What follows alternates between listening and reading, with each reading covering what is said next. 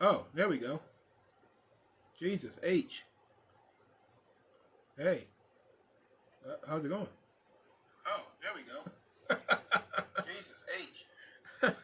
I legit forgot how to turn my mic on in the joint.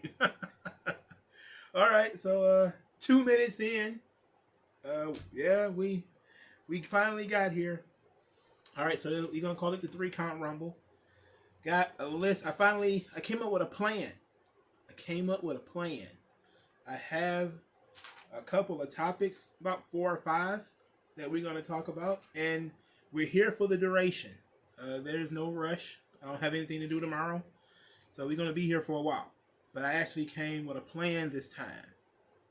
Of course, y'all are free to try to derail the plan as you wish. But let's, for starters, Mitch Colburn, what's up? Ninja, greetings and salutations. Greetings and salutations. WG Phil, how you doing? Darren Miles, how you doing? Thank you guys so much for your participation. I see 8 people watching right now. Everybody should be saying hi at least, or hitting the like button. All right. So the slate of stories for us to talk about today is going to be 1, Kevin Nash absolutely having a fit on CM Punk. 2, Jim Cornette and Quincy Elliott, which is going to be fun.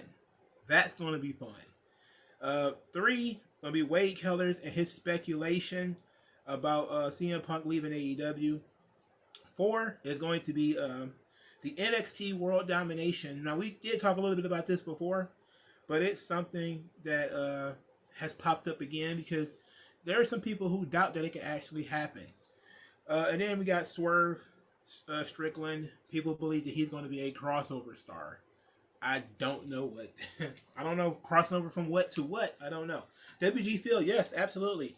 Um, it's nice, isn't it, to be near 2,000? That's pretty sweet. TN Pyro, you always live during football. Man, I don't. I choose 9 o'clock because it's late enough, but it's also still kind of early. But what's up, TN? It's I don't know, man. I don't know. I didn't choose this. I didn't even know there was going to be a game tonight. You know, I'm not a football guy. I just try to make sure. I try to squeeze in somewhere. I just try to squeeze in, get in where I fit in, y'all. I just try to get in where I fit in. That's all. Now, what we're gonna talk about Kevin Nash and CM Punk first, because this one's gonna be pretty fun, pretty funny, and the video and the audio is gonna be short. I wanted to play some of the audio that Kevin Nash said on his podcast about CM Punk. Apparently, they have heat, and I had no idea that they had heat. But let's get this thing started. Oh, what's going on here? Yeah, I mean, Phil's tired. Yeah, Phil's tired. He's beat up. You were in the ring at what, 55 or something? I was in the ring. I was in the ring at 55, and he was cutting the promo on me. Click, click, I can hear your knees. Or LOL, thought you were dead. Yeah, that motherfucker's cutting that promo on me, and he sits there at 42 years old. Fucking, I guess, in retrospect, when I actually thought about it, I'm like, oh no, he didn't lose his shit. That's toxic fucking shock. He didn't pull his tampon out. He's fucking got toxic shock syndrome. I thought about that. I said, motherfucker. I said, I looked up, I Googled him. I said, 40 fucking 2. Dude didn't wrestle for 10 fucking years.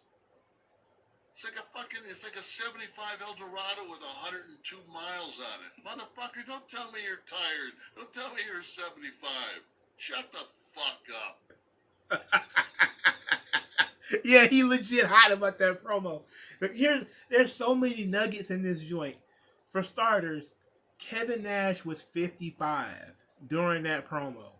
That's wild. Now, the reason why I believe he was 55 at the time, is because he was in his 30s when he became WWE champion. I didn't know that until recently, that he was like 32 or 33 or something like that. He had already had a life. He'd been in the military and all that kind of stuff.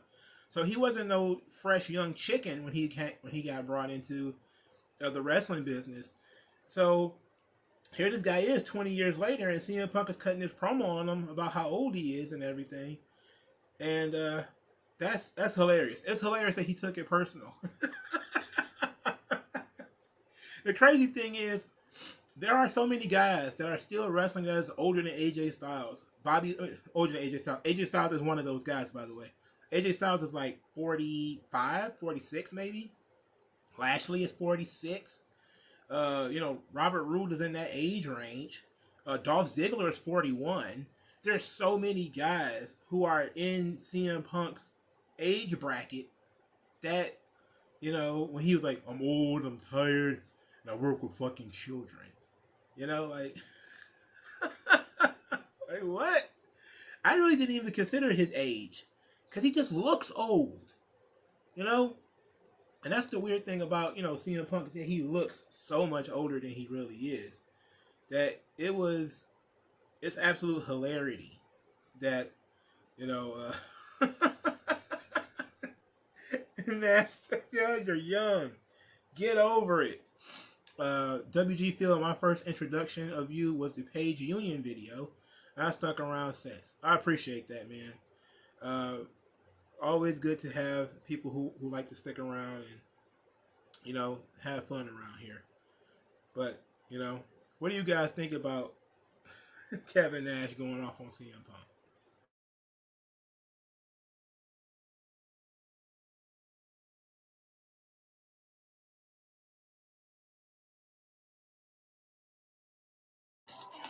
Jesus, I muted myself. I'm screwing up. I'm making more mistakes on my, what is this, third or fourth live stream than I did on the first one.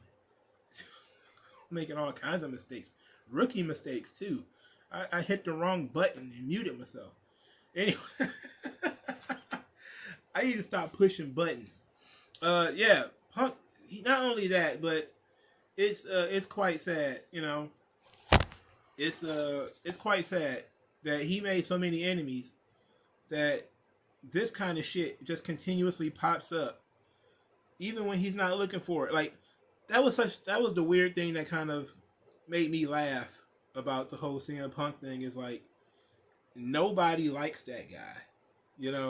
Like, the entire WWE, locker room fucking hates CM Punk. Like, it's so many people who don't like him, and it's hilarious. Oh yeah, we already know all about the merchandise, brother. Yeah. Will Ospreay, I saw Will Ospreay on Twitter, talking about his merch sales. I instantly started laughing. Because we know why he started talking about that merch sales. Punk, the TLD, Punk is his own worst enemy. He thinks too highly of himself. Yeah, and it was a mistake. It was a mistake to do that. It was a mistake. They have United Empire merchandise. WG Phil. There's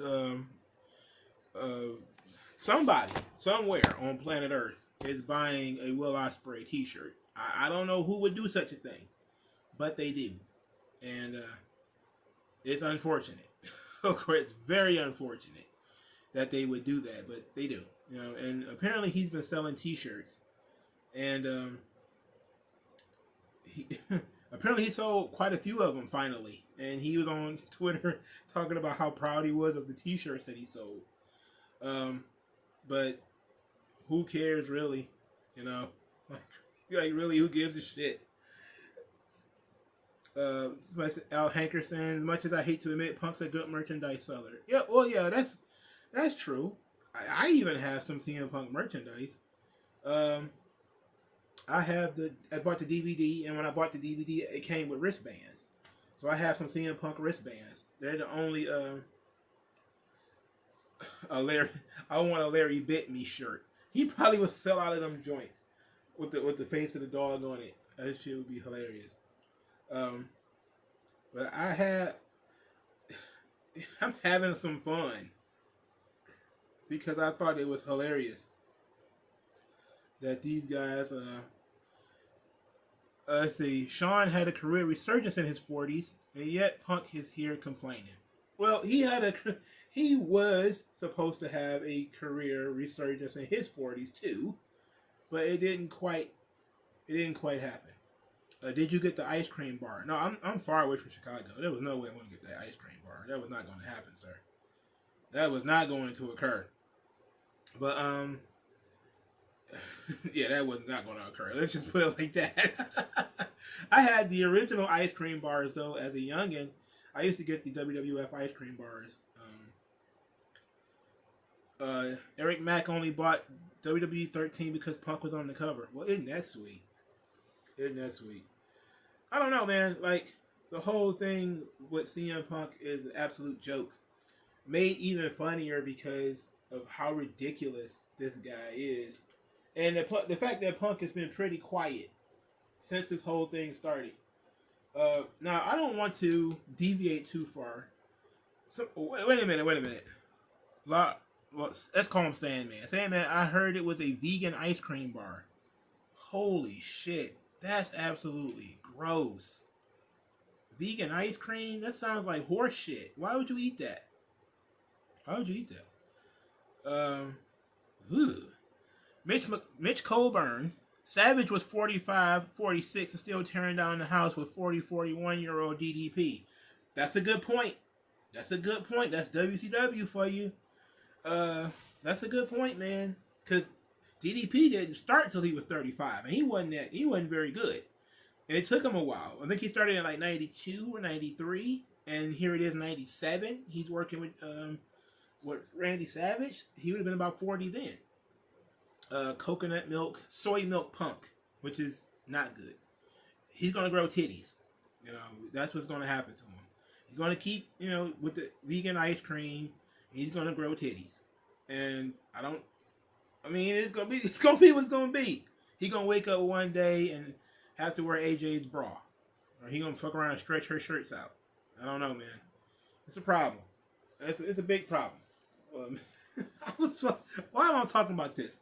Anyway, let's let's pivot a little bit. Here's the thing. Here's the thing about Bryan Danielson. I don't think he's necessarily a pacifist. I think that he just likes to have fun in a very different way. Like everybody knows that story of Danielson going around. He beat up that guy who was trying to rob him. He jiu-jitsu'd the shit out of that guy. He's just one of those Jordan Peterson type of guys who has conquered his shadow, and he knows what he can do, and therefore he doesn't have so much pent up frustration or pent up anger. So that's he just doesn't have that stuff because he has outlets for it. While CM Punk, let's not talk about AJ. Let's not talk about AJ. Now we know she's not as well built as some other ladies, but she's not bad.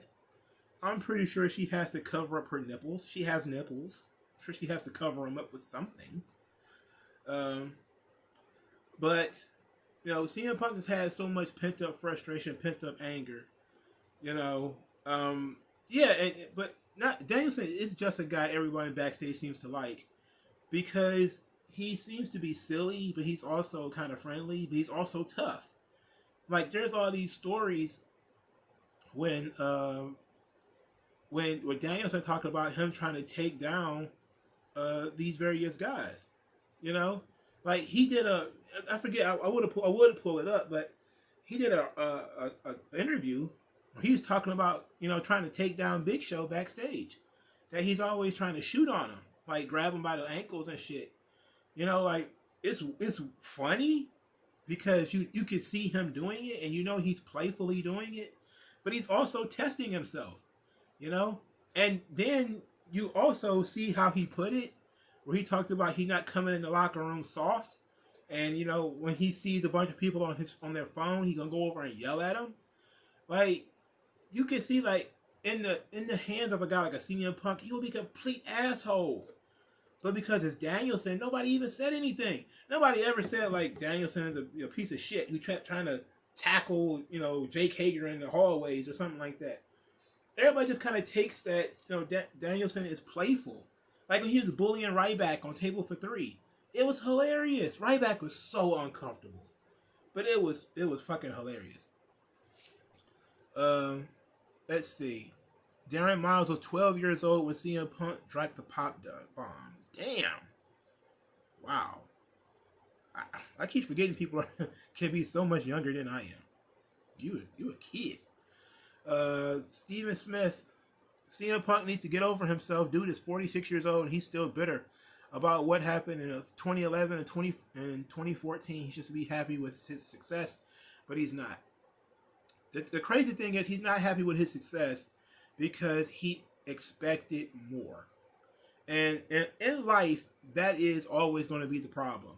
Is that when you can only be disappointed when your expectations are really high. If a guy like CM Punk should have had low expectations, because then he would have exceeded his expectations and he could be happy. You see this all the time with guys like Chris Jericho or Kevin Owens or Mick Foley. The reason why a lot of these guys, they may have some comments about how they're used or whatever, but there's not a huge difference in between what they expected and what actually occurred. Like for so many of those guys, they didn't expect to ever be world champion or be anywhere near the main event. Mick Foley, will tell the story that he shouldn't have even had a job, So his expectations of becoming the world champion were zero, He just came to work every day because, hey, I got to feed my kids. He didn't have that ambition in his mind until it became a near reality that he could actually do it. Then it became, oh shit, maybe I can become world champion. But so many of those guys get into WWE and they're like, hey, I'll be glad if I become the Intercontinental Champion. And then they do it and they be like, yes, I'm done. I'm the Intercontinental Champion. That was great. But then when you have these people who want to dominate the business, a CM Punk kind of guy, they want to take over. They want to be the man. It doesn't matter what you give them. If they feel short and they don't become the man, they have a problem with that. And they're going to bitch and they're going to complain.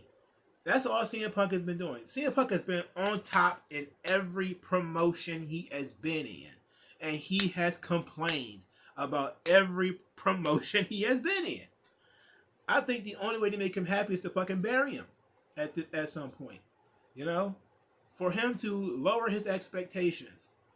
And, so it's very strange that, that would be the case. But it is, Bishop Marley, first time making it to the stream. Love your content. Thank you so much, man. Yes, him bullying Ryback was fucking hilarious. You got to go watch that. It was Table for Three. I think it's on YouTube. I'm pretty sure it's also it's on the network for sure. When he was, it was hilarious. It was great. Mitch Colburn. Anyone remember Ryback's garbage run as a cowboy Skip Sheffield on the original NXT? I saw it, but I don't remember that much about it. Sandman, you'd be bitter too if your dream job shitted on you. They didn't shit on him. That's the crazy thing, though. He didn't have the best run, possible. He didn't have the best run ever. That didn't happen. But look at the stats. CM Punk was brought into WWE in 2006. Right? He won the Money in the Bank. He became world champion. Was that 2008? Now, he didn't really get much of a run. He got the belt, but it wasn't much of nothing. They took the belt from him pretty quickly, but he got there pretty fast. In under 3 years, he got there. He was pretty much given, hand-delivered ECW to do whatever he wanted with it. Him and Morrison, at the time, Nitro, was killing it. They was doing great shit in that WWE ECW stuff. 2010, CM Punk, I think he's feuding with Jeff Hardy around this time. So now this is 2009, 2010. He's elevated to world champion status. He main evented a SummerSlam in 2010 with Jeff Hardy in a ladder match. For the world title. He was in 2011. I think that's when they started with the Straight Edge Society. Started in 2011. It ended in 2012. During that part of time, I think he had a feud with Undertaker too. 2013 when shit really kind of took off for him, pipe bomb promo, all that shit. And he was gone at early 2014. Man, at what point did he get shitted on? That's what I want to know. He didn't get what he thought he deserved, but he got more opportunities than so many people. If Dolph Ziggler would have gotten CM Punk's push, I think we would be talking about Dolph Ziggler a lot better. You know, if there's a lot of guys who would have taken CM Punk's push rather than gotten their own, I could tell you that. He said, I was living, I'm him 247. I was living in Washington, D.C. when CM Punk dropped the pipe bomb. It was a crazy time. It was crazy. You know, it was pretty wild. Eric Mack took a break from WWE and wrestling in general from 2006 to 2012, so I missed the original NXT. The original NXT was basically just a game show, you know. So it had a lot of challenges, like they was carrying kegs and shit like that. It wasn't seriously what we came to know with NXT. Triple H just kind of took the name and rebranded it. That's essentially what it was. All right. So since we're talking about CM Punk, okay, yeah, Straight Edge Society 2009 2010. Okay, yeah, for sure. I knew it was around in that area at some point because I think he started the Straight Edge Society right after his feud with Jeff Hardy, right? Adam Brad, I did not see your comment. I'm gonna look back up. Let's see. Sup, Mongo. September 23 is tomorrow. Who is the White Rabbit? Can it be Vince Russo return or a scary monster Yowie Wowie? I think there's a lot of different people that, folks want the White Rabbit to be. I'm not sure who it's actually going to be, Oh, yeah. Titus fell during the keg carry. It was excellent. It was hilarious. Danielson having The Miz as a mentor. Prime television. That was great shit. That was great shit. But I don't know about the White Rabbit, man. I'm kind of lost. I'm just... Yeah, if Shelton Benjamin had gotten CM Punk's push, for Christ's sakes, it's like there's so many guys who, if you want to let CM Punk complain, like, okay, let's just back up all the people who should be complaining. Who was in it? Chris Masters, Carlito, Dolph Ziggler, Kenny Dykstra. There's so many guys. Kenny Dykstra was a top, that WWE wanted him so badly to be a top guy that they had him challenging John Cena for the world title while he was still in the Spirit Squad. Like they wanted Dykstra to be the man very badly, and he never got over. And then he got some heat with John Cena, and that was it. So they wanted him bad. Eric Mack's money is on the White Rabbit being a golden egg or zombie. Oh Lord, that's gonna be the shit. If it was Vince, it probably would be. It probably would be a golden egg, like for Easter or some shit. Yeah, Kenny Dykstra could have been money, but he got so much off-screen heat because of him and Mickey James, I think it was, and John Cena. They had this trio thing going on where I think John Cena banged Mickey James and Kenny didn't like that, and it was a big problem. Elijah Washington, I didn't see your question. Here it is. Since Saray is in AEW, who will be the next new AEW? I'm guessing you mean Saraya. I'm guessing you mean Paige. The next AEW wrestler on the tape. What do you mean on the tape? I don't know what you mean by on the tape. It was not a bad... Yeah, imagine Mr. Kennedy got CM Punk's push. Yeah, Chris Masters, if he'd have... I think it was the steroids, really, and the fact that they got Masters so young. He was 22 with literally almost no experience when they brought him in. So he was learning on the job. And I'm not going to lie to you, man. I actually thought Masters was going to be like the guy who was going to wrestle John Cena. I thought he was going to be the one. Because they were pushing him hard. That tape. You talking about the sex tape?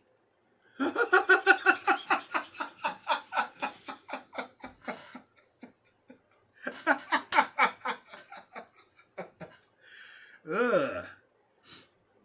I mean, Paige had sex with Brad Maddox. How weird is that? Anyway. Oh, I could have talked about Paige. There's some people mad at her boyfriend. because her boyfriend is apparently killed somebody or something like that. We can get into that a little bit later about Paige's boyfriend. I really don't care that much about it. So maybe if we start running out of stuff to talk about, we can talk about that. No, see, here's the thing. When Mitch Colburn, I think Kenny had the stench from the Spirit Squad that didn't help him any. No, it was off-screen stuff. It was off-screen stuff because they was pushing him hard.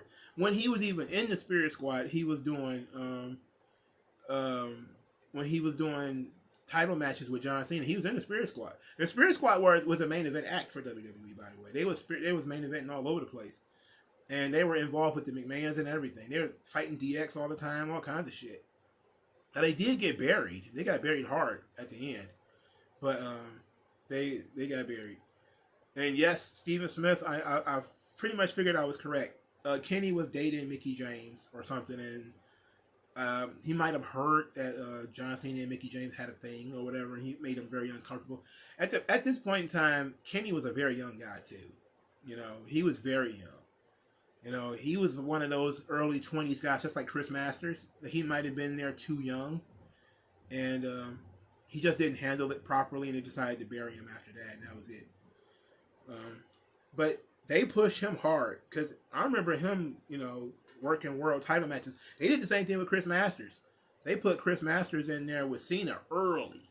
I mean, I think he wrestled Cena and Kurt Angle like in successive Raws.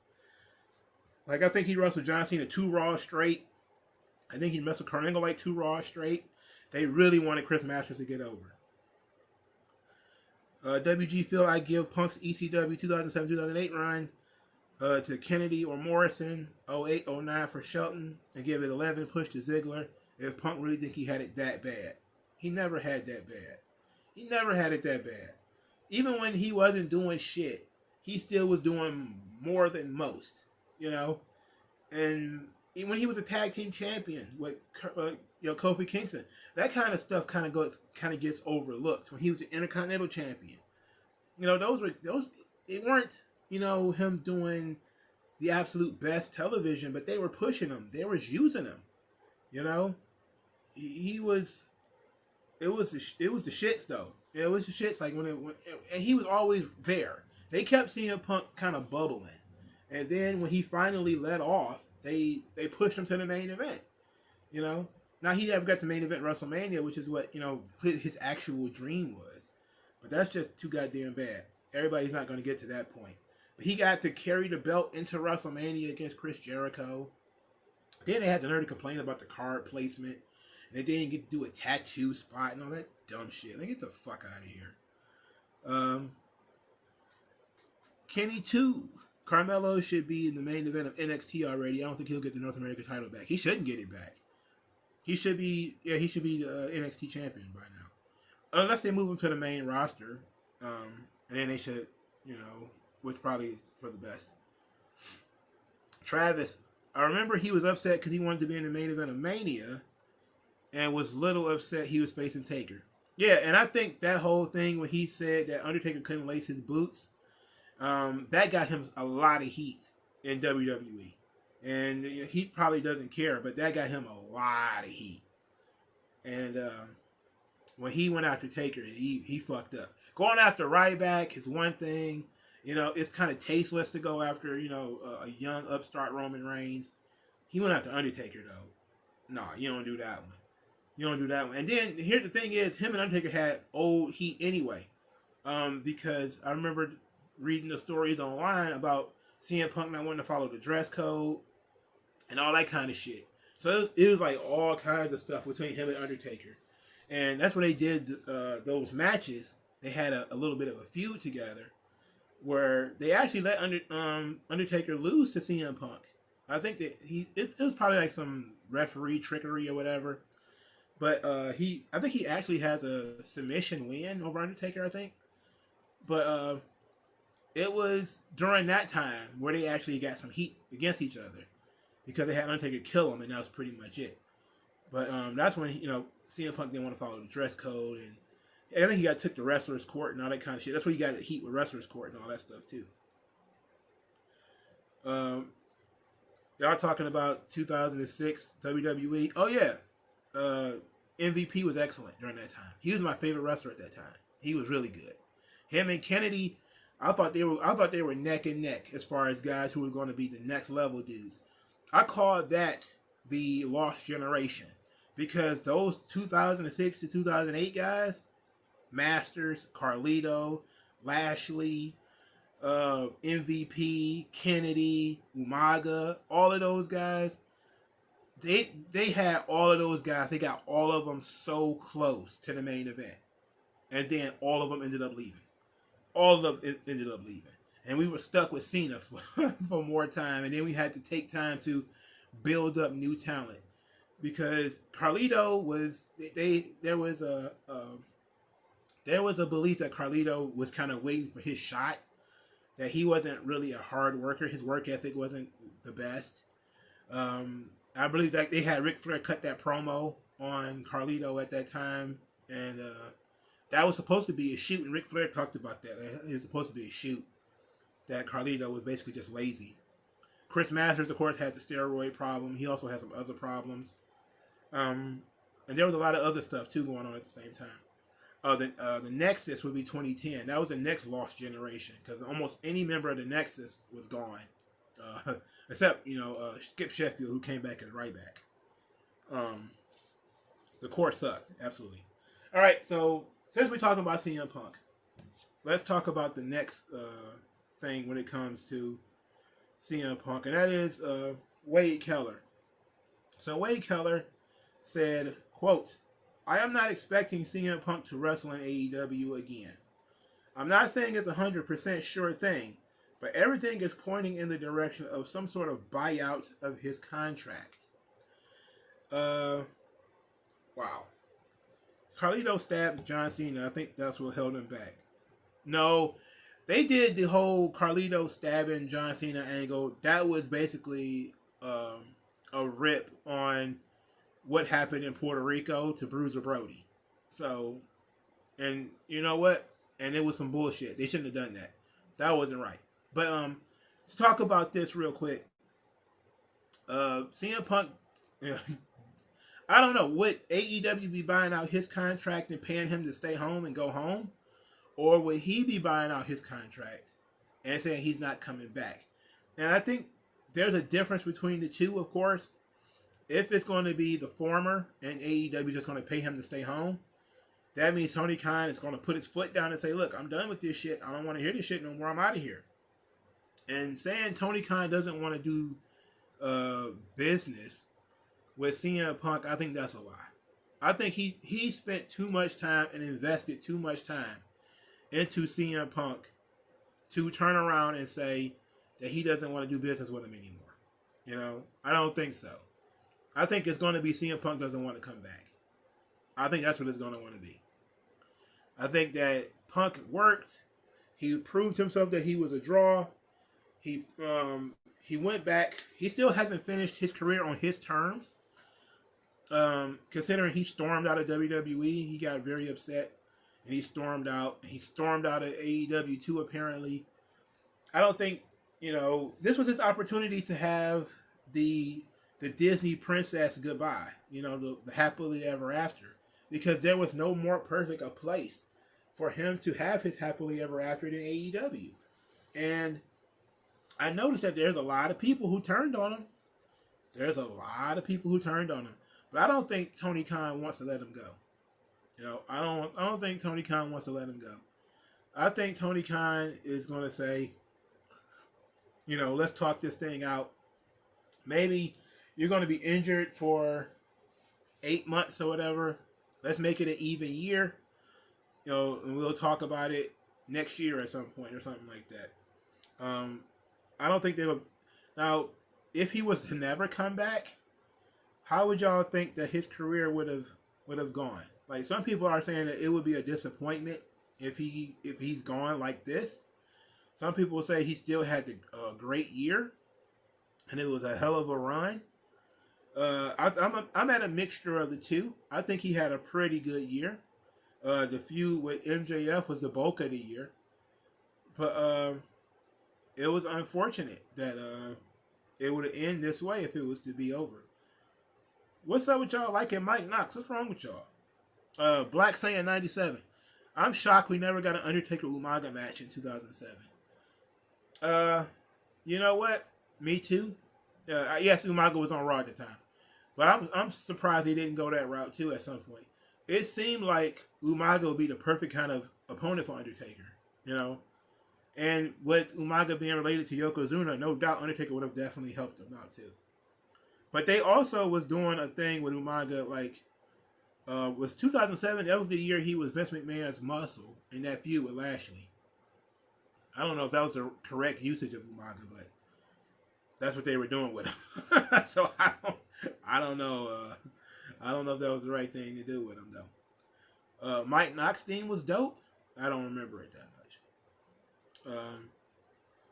Let's see what we got here. Tony losing Punk is probably the first time he met a struggle. I think having a conversation with CM Punk is the first time he ever met a struggle. It's like, how are we going to deal with this fucking guy? He's an asshole with his ass on his shoulders. I didn't mind Umaga losing to Lashley. I think that was the right thing to do at the time. Battle of the Billionaires. That's Umaga's legacy right there. His feud with John Cena and the Battle of the Billionaires. And his feud with Jeff Hardy, which was amazing. I don't know if you get that title. I don't know if you can get a belt to that character though. Like Umaga as a character. And you know what? I want to say this too, because I remember at the time reading the dirt sheets, and people are saying Umaga was kind of like their version of Samoa Joe. I remember seeing that shit everywhere. Oh, Umaga's just a fake ass Samoa Joe. It's like, bro, like Samoa Joe created being fat Samoan. You know, like he created it in a lab or something like that. Like, you gotta be kidding me. I saw that shit on the dirt sheets all the time. Umaga was just a fake Samoa Joe. It's like, he don't even wrestle like Samoa Joe. Umaga was far more like the predecessors of the Wild Samoans and stuff like that. Far different from what Samoa Joe was. Umaga was more of a stereotype. You know, kind of a mixture of Jimmy Snuka and Kamala a little bit. You know, I just wish they could have evolved the character some. Like, imagine if Umaga was a character that got to evolve a little bit. You know, where he got to talk and do a little bit of something.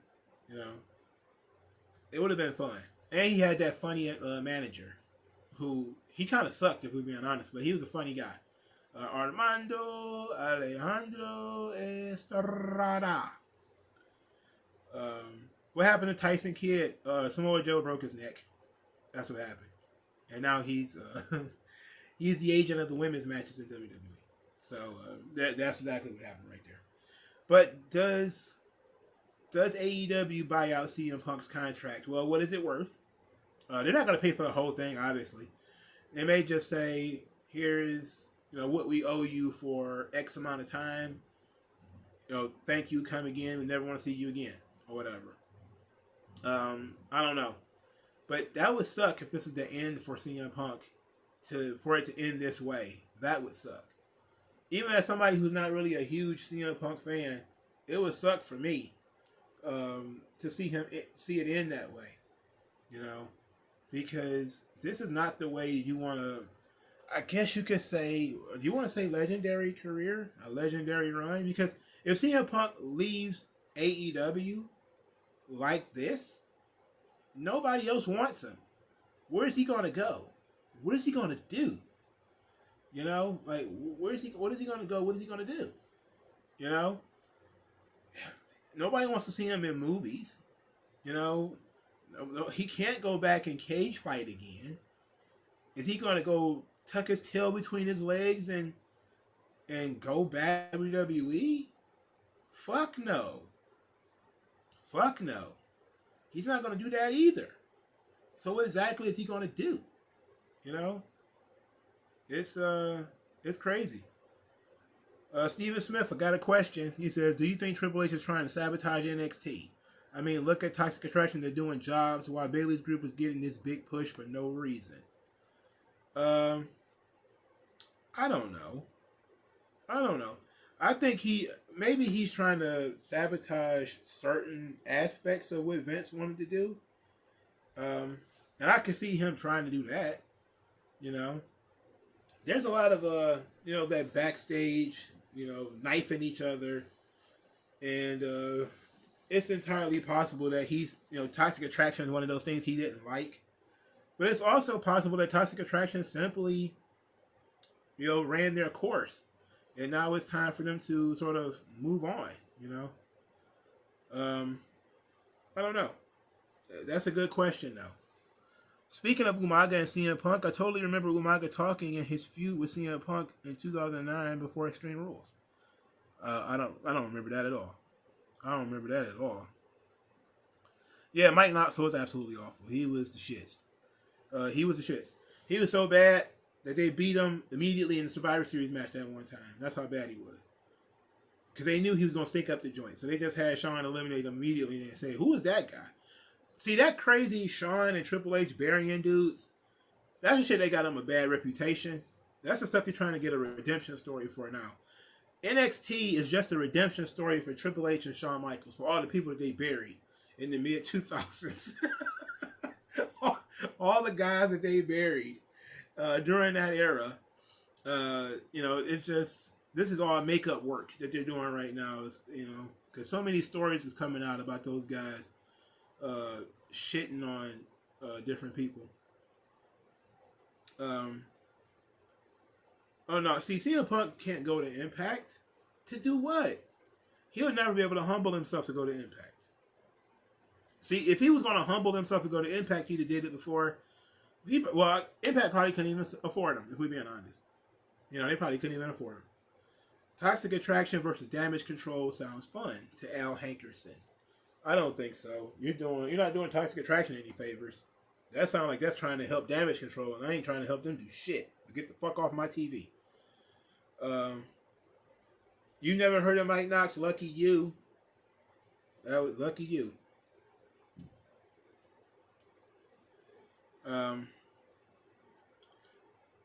Let's see. Okay, so apparently that's an interesting thing. I don't know why we talking about Mike Knox. I don't understand it.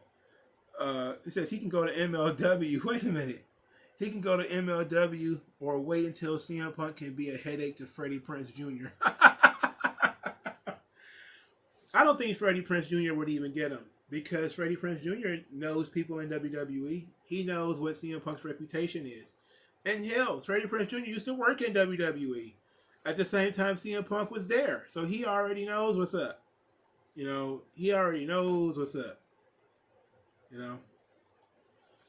Prince Noctis. I was going to talk about this. Prince Noctis came in and actually brought up something I was literally going to talk about. Hey Mongo, did you talk about Mickie James and Trish Stratus' reaction to Maria saying she wants the Divas title back in WWE? I have not talked about it, but it was actually on the list. I was putting it on the list as sort of a bonus topic if it was something other people didn't want to. If I had something that nobody wanted to talk about. But yes, we can talk about Maria wanting the Divas title, but it's not something that Mickie James or Trish Stratus is into. We can talk about that. We'll talk about it probably in a few minutes.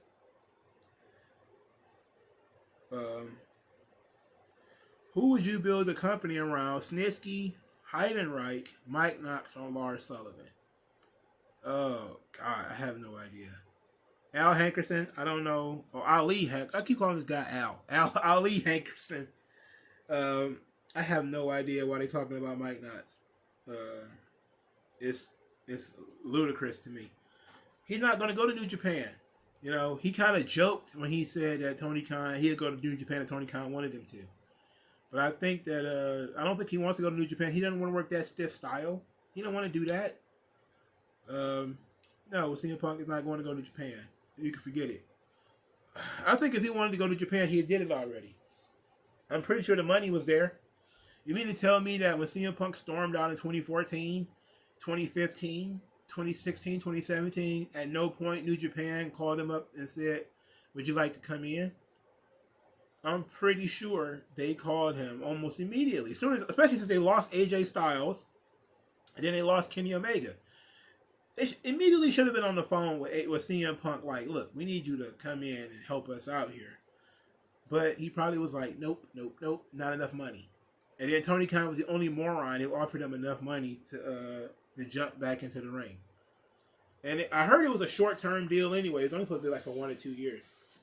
None of these places can afford him. That's the thing. People are like, can he go to MLW? It's like, what is Court Bauer going to do with CM Punk, really? You know, he's used to booking Davey Richards and shit. What the fuck is he going to do with CM Punk? NWA, come on. They got fucking 45, 46-year-old job guys getting pushed there. It's not gonna, they ain't got no money. At least be realistic. Oh no, see, he probably would, the TLD. Punk can do jobs on AEW Dark till his contract expires for spite. He probably would refuse to do it, if we're being honest. You know, he'll refuse to do anything like that. I'm pretty sure he has some kind of right of refusal in his contract. Look, I watch NWA, so I know. You know, like, you got to be kidding me. I watch NWA. I probably watch more NWA than most people. And I keep it real. They pushing Rodney Mack under a mask. They got Tyrus still wrestling. For Christ's sake, NWA is not even trying. Their world champion is Trevor Murdoch. They are not even trying. They're not in the race. All right? They're not in the race. They're trying to... Corrigan is trying to run off Nick Aldis. They're not even in the race. All right? Nick Aldis is probably the youngest motherfucker in the entire company. Out him and Jordan Clearwater. They're probably the two youngest people in the fucking company. Oh, I forgot PJ Hawk's kid. Luke Hawks. He's very young too. Yeah, like it's insane that they got Rodney Mack on that fucking roster. Like, are you serious? Rodney Mack's gotta be like 50 something. Are you serious? Tim Storm is still wrestling there. Like, you can always tell when a company's in trouble because either they have extremely old talent or extremely young talent. You know, like AEW had a lot of young guys because young guys are cheap. They have a lot of old guys because old guys are cheap. You know, for the same reasons they can't get bookings. Shawn Michaels looked like he wanted to cry giving Solo the title. I think you meant taking it from him. I think Nick Aldis wants to come to WWE, but he got heat with some people in the office. And I think everybody thinks it's Bruce Pritchard from the time at TNA. But Bruce doesn't make those calls. You can just contact Triple H and he'll get the job, for sure. So, you know, I believe it too, because I think Nick Aldis wanted to come to WWE a couple of years ago and it just didn't work out. Because I think maybe those guys had a little bit more weight in those days with Vince and everything. But now Triple H is looking at guys, and he's right in that sweet spot too. Like, he's right there with Cody. He's mid-30s. He's highly experienced. Everybody knows who he is. You know, well, in the wrestling space, everybody knows who he is. But he's still relatively unknown to the WWE's audience. And if you can squeeze 5 or 6 years out of Nick Aldis, he could be the man. And I think there's some money to be made in Nick Aldis being a top guy in WWE. And I think Triple H should do it. You know, just like I think there was some money in Bobby Roode being a top guy, but, you know, Vince was like, he's too old. So that's unfortunate. There is no info on whether Paige is going to wrestle in AEW. But I think what they did was they teased it enough that people think it's going to happen. Eric Mack saw Nick Aldis wrestle at a county fair. I don't doubt it. You know, wrestling is at the weirdest places in the world. I don't doubt it. All right, let's talk about Jim Cornette and the very saucy, the very spicy Super Diva Quincy Elliott. This is very fun. So, Jim Cornette watched NXT when Quincy Elliott made his debut, and him and Brian Last absolutely ripped that kid to shreds. They ripped that kid to shreds. Let's play some of the audio. Part of the program, Brian, that I made you watch. The debut of a brand new Super Diva. And I heard about this, and somebody had tweeted, what in the world is Cornette going to say? And it was before I intended to watch. Okay, so Quincy Elliott made his debut on NXT. This was 2 weeks ago. And this is Jim Cornette's review of Quincy Elliott's debut. Program anyway, but it was before I'd actually watched It's it. hilarious. So I'm looking out. All I know is this person's name. And here it became. You saw it, right? You saw the whole thing. Yeah, I'll just get it out of the way before. Yeah, I don't know what the fuck Triple H and Shawn Michaels is doing in NXT. I have no fucking idea. They're trying to downplay Toxic Attraction and they're pushing this shit. All I can think of is I'm trying not to laugh again, is when Road Dogg and Shawn Michaels was arguing about Black Lives Matter. That's the only thing I can think of is obviously Shawn Michaels won that conversation. Because clearly things are... When you've got Zion Quinn on Level Up doing nothing, and this fucking guy on TV, and Wendy Chu on TV, I mean, come on. What NXT's going in the wrong direction. You saw it, right? You saw the whole thing. Yeah, I'll just get it out of the way before you even ask my only thoughts. It's like if Mabel fucked Goldust. This is what would happen. So, ladies and gentlemen, all of you who didn't watch NXT, and that's a bunch of you, here's what we saw. Super Diva popped up on the screen. And in a spotlight in the entranceway in front of the screen was a fat guy sitting in a chair wearing sunglasses. Wait a minute. Eric Mack, from what I've seen, Wendy Chu is hilarious. I don't know about this one, dog. I don't know about this one. I don't know about that. I don't know about that one. Wendy Chu was funny at first, but I think the gimmick is going on for too long now. And the chair spins around until you see this fucking character. He stands up. He's wearing a full body suit of shiny, multicolored pleather. And he's blowing kisses to the fans on his way to the ring. Jesus H. Christ. And as you mentioned, there's an element, a lot of influence of Goldust on this, where he's constantly feeling himself and refreshing himself with, and the gestures that Goldust did. And as well, it does look like Mabel. If Mabel lost 200 pounds and didn't have any of the skin tightened up. Ooh.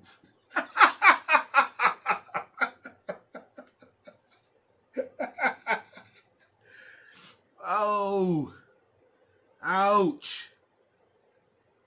He's saying that this guy's fatter than Mabel. That's not true. He's not fatter than Mabel. All right? Mabel was fat as fuck. All right? I'm talking fat as fuck. I mean, goddamn. Mabel had to fly in an airplane by himself. You know, like, how many seats do you think he had to buy in order to get on an airplane? You know? Like, all that ass. Where are you going to put all that ass? Where are you going to put all that person? Where's all this meat going to go? That's what I want to know. You know? I don't understand how you got on the airplane with Mabel. How did they have all those European trips with Mabel? He was too damn big. Quincy is a good size. Are you kidding me? Dude, fat. Come on. He's fat! Of the skin tightened up.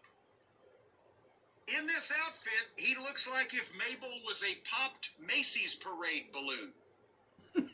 A human waterbed, perhaps, might be a more apt description. You could show a drive-in movie on his bulbous ass, and his man boobs looked like two possums fighting in a pillowcase. Two possums fighting in a pillowcase.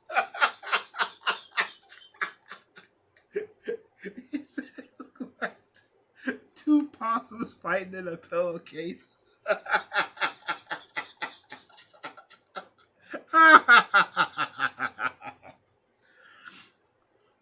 Whoa. Wow.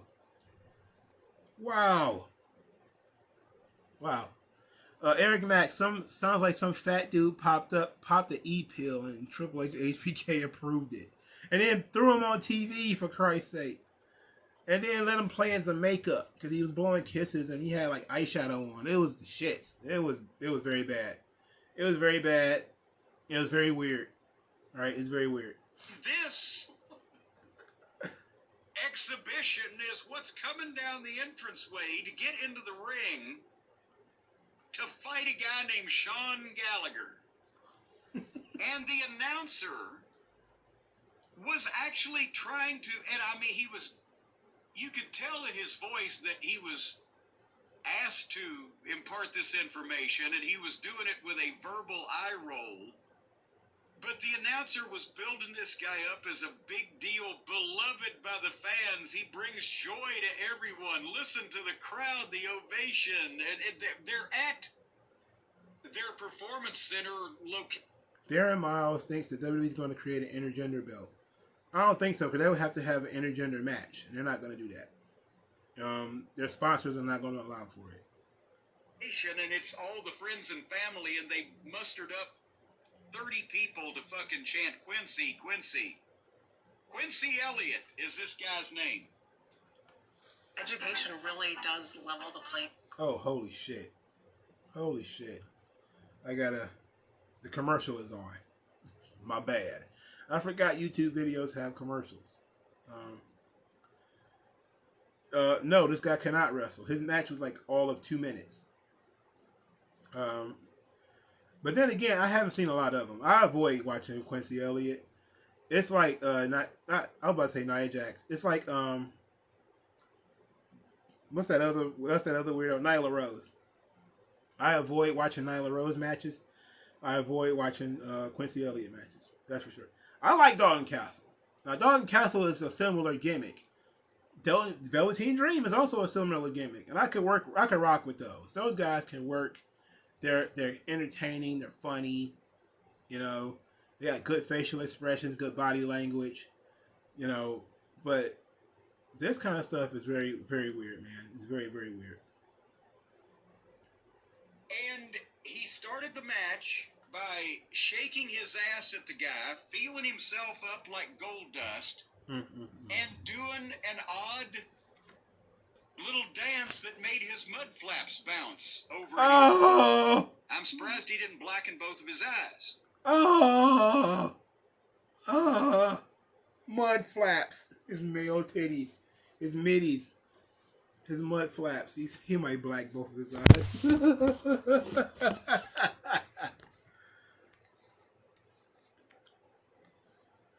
Oh. Oh, God. He said this is someone GCW would sign, not Triple H and Shawn. Certainly not Vince. Vince, then again, Vince let, the world's largest love machine, Viscera, go on and sexual chocolate and that kind of shit. So he probably wouldn't have stopped this whole Quincy Elliott thing. He probably wouldn't have stopped it. He probably would have leaned into it a little bit more. This guy, I've seen fat guys. Mm-hmm. All the way up to the McGuire twins in wrestling, and I've seen giants, and I've seen oddities, and I've seen people with deformities. I have never seen anybody that looked less like that they should be a professional athlete of any type being portrayed as a professional athlete than this guy. I could win a bodybuilding contest against this guy as I sit here right now if me and him were the only ones in it. That's how bad he looks. And obviously there was very little match. The guy took his arm, grabbed a wrist lock. He rolled through the wrist lock and blew a kiss at the guy, threw 2 punches, hit the ropes in a very odd way, came off with a flying uppercut, dragged the guy over to the corner, did more like Goldust meets Yokozuna, gets up on the ropes, does the Goldust thing, and does the bonsai drop. 1, 2, 3. And I thought, I have really got to pick up the pace of my fast forwarding.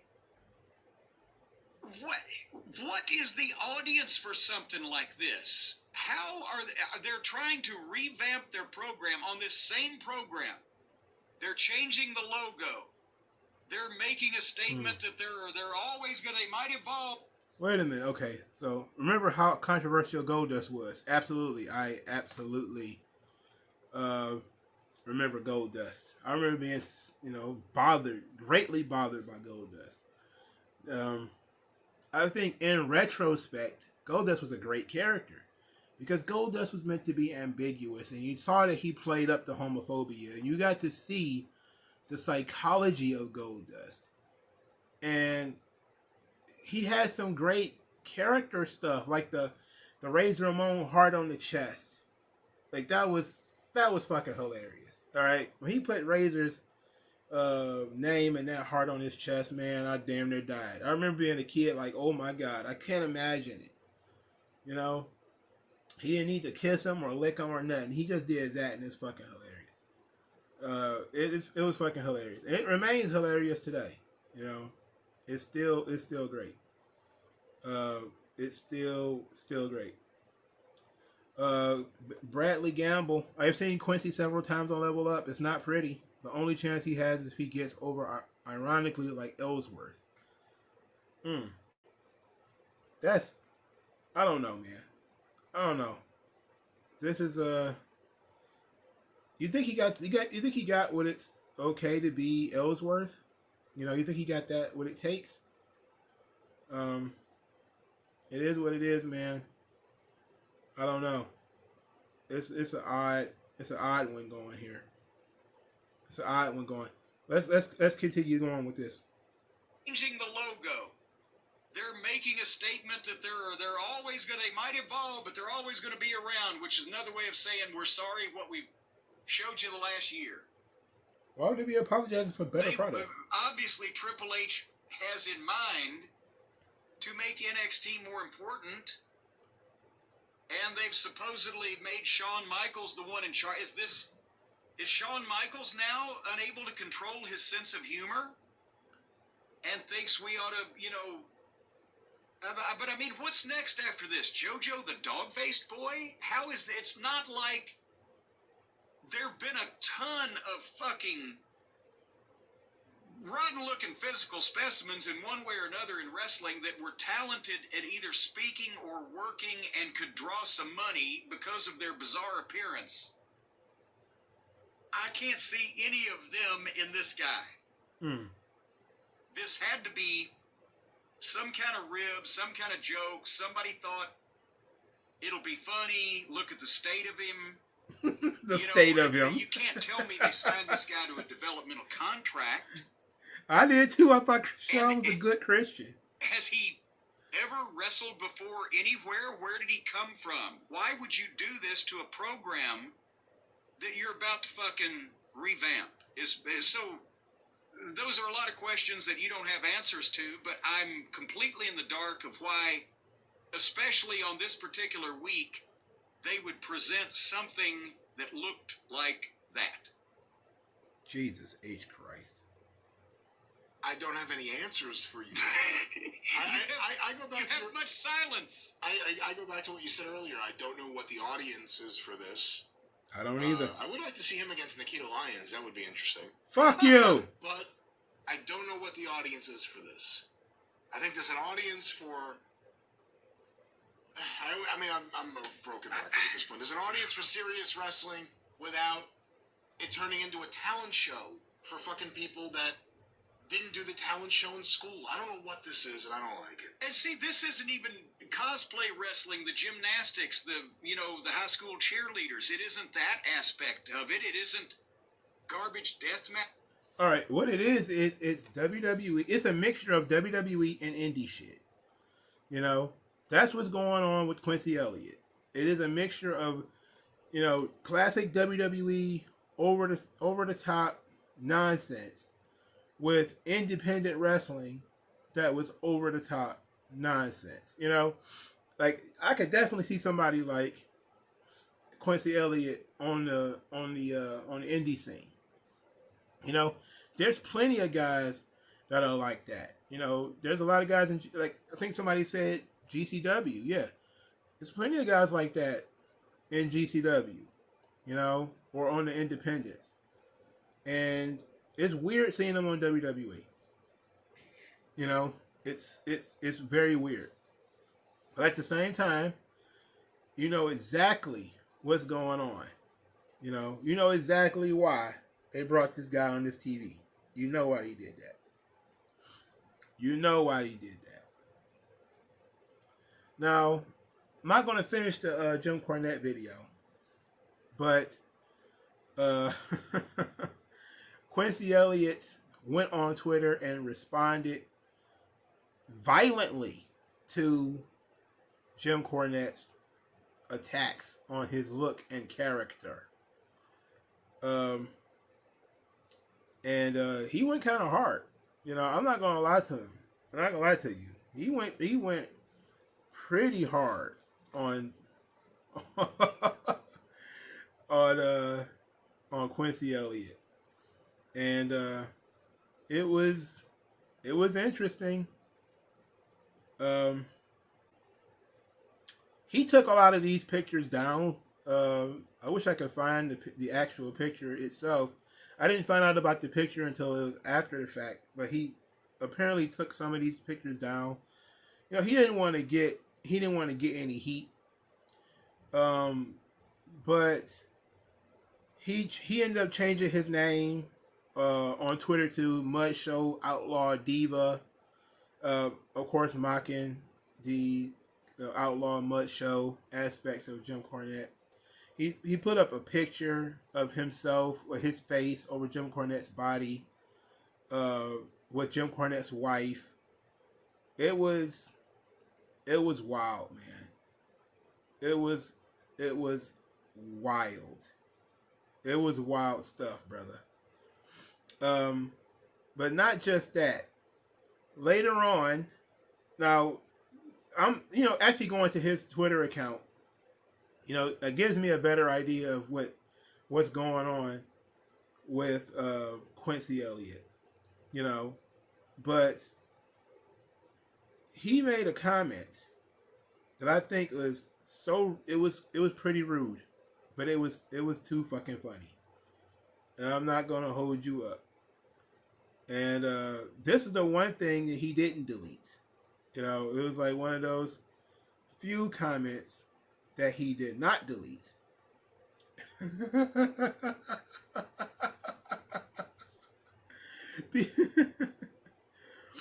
So he says he started making fun of Jim Cornette, of course. Jim Cornette then contacted his lawyers. Quincy Elliott then started posting screenshots of the lawyer who contacted him. I'm guessing it was kayfabe lawyer himself, Stephen P. New. I'm guessing, saying that he needs to take down any and all references to the Cornettes from his Twitter account. He's going to get sued for something or whatever. Which he did, but he left up calling him Cuckette. Because everybody knows that Stephen Cornette is a cuck. Then he got sent another threatening, I guess it's a DM. All right, you didn't learn, so you get the consequences. You'll never make it in this sport. I guess they're going to try to kill his career. And then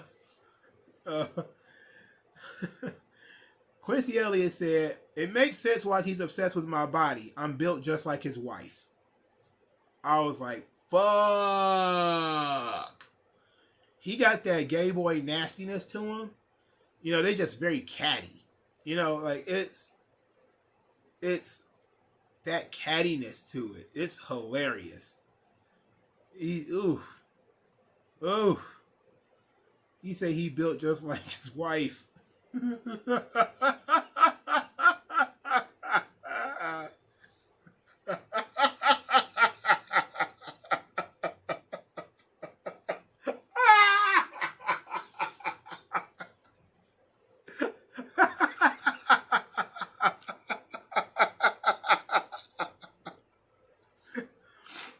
Oh, this is great.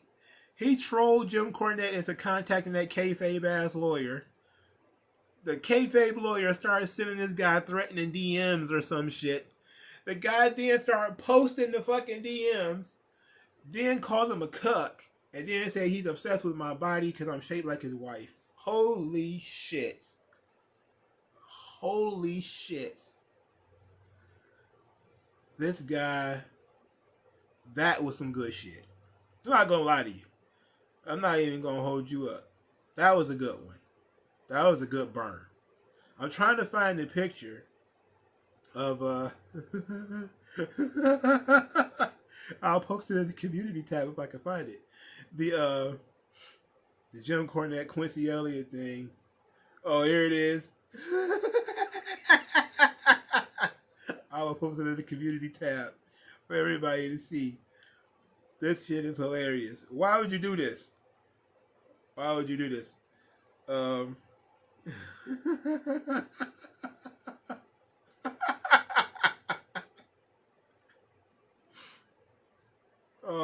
man.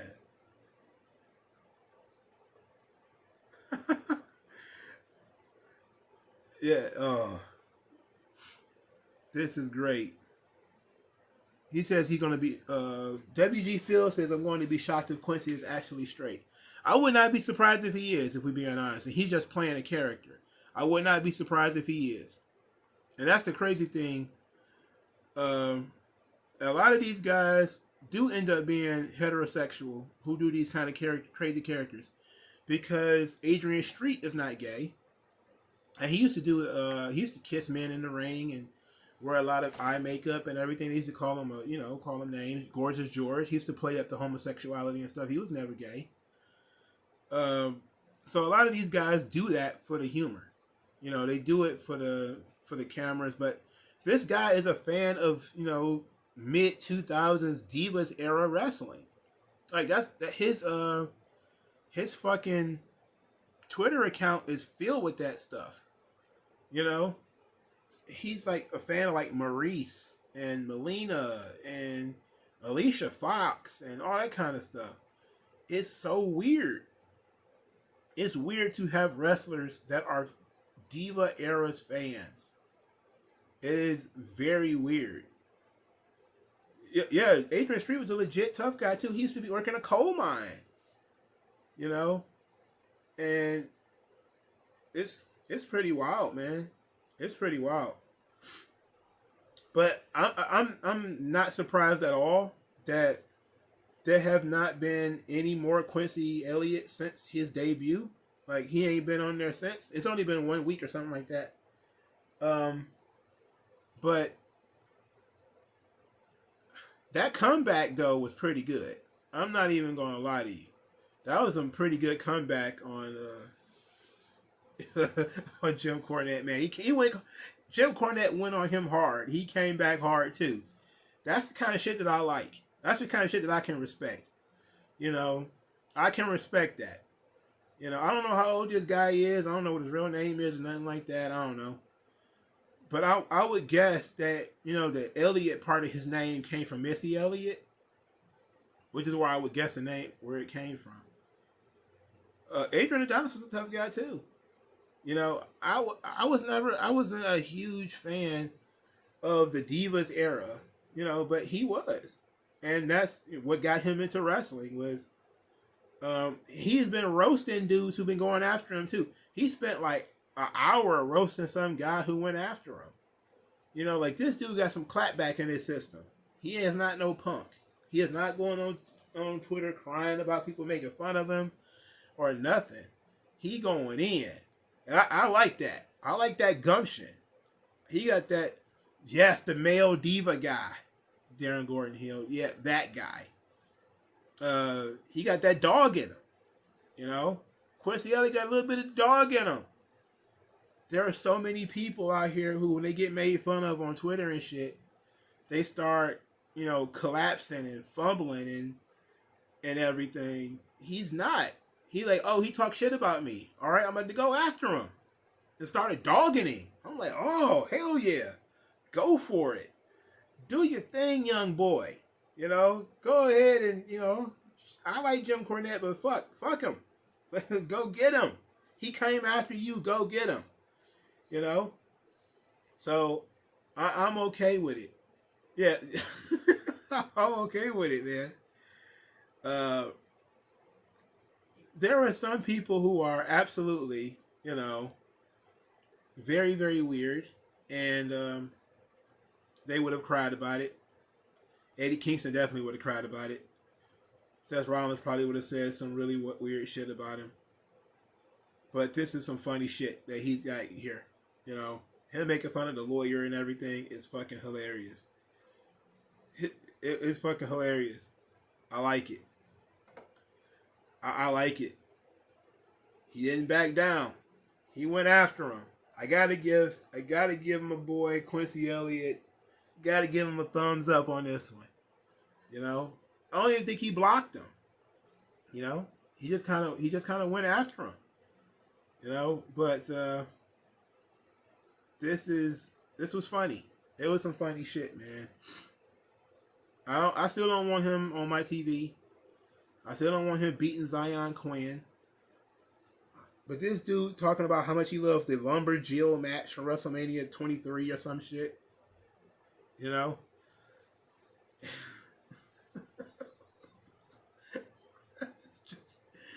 It's just ridiculous, bro. He's not gonna let this guy talk shit about him. Hey, I gotta respect that. And he's very cocky. Like, he's a very cocky motherfucker too, man. And he might be a little too cocky. But I'm not even gonna hate on him at this point, dog. Because he went out there on, yes, a Lumber Jill match from WrestleMania 23. That was the match that he says is the most underappreciated match or some shit. It's wild. Yeah, there's a bunch of people who coming out to stand up with him and everything. You're a homophobe, you're a transphobe, all that kind of shit. He was saying, and he said it on Twitter essentially, that he was doing an inspiration. He was inspired by Viscera. That's, King Mabel. That's why he went with the color scheme that he went with. That, it was reminiscent of King Mabel from SummerSlam 95. So he was showing that he actually does know wrestling. It's not just his like of the Divas era, but he actually went back. And he was like, I like that color scheme for Mabel, and he's going to go and do the same thing. Now, it looks a little different on him because he got softer features, and he's trying to be girly, which is not good. But at least I understand him. At least I understand him.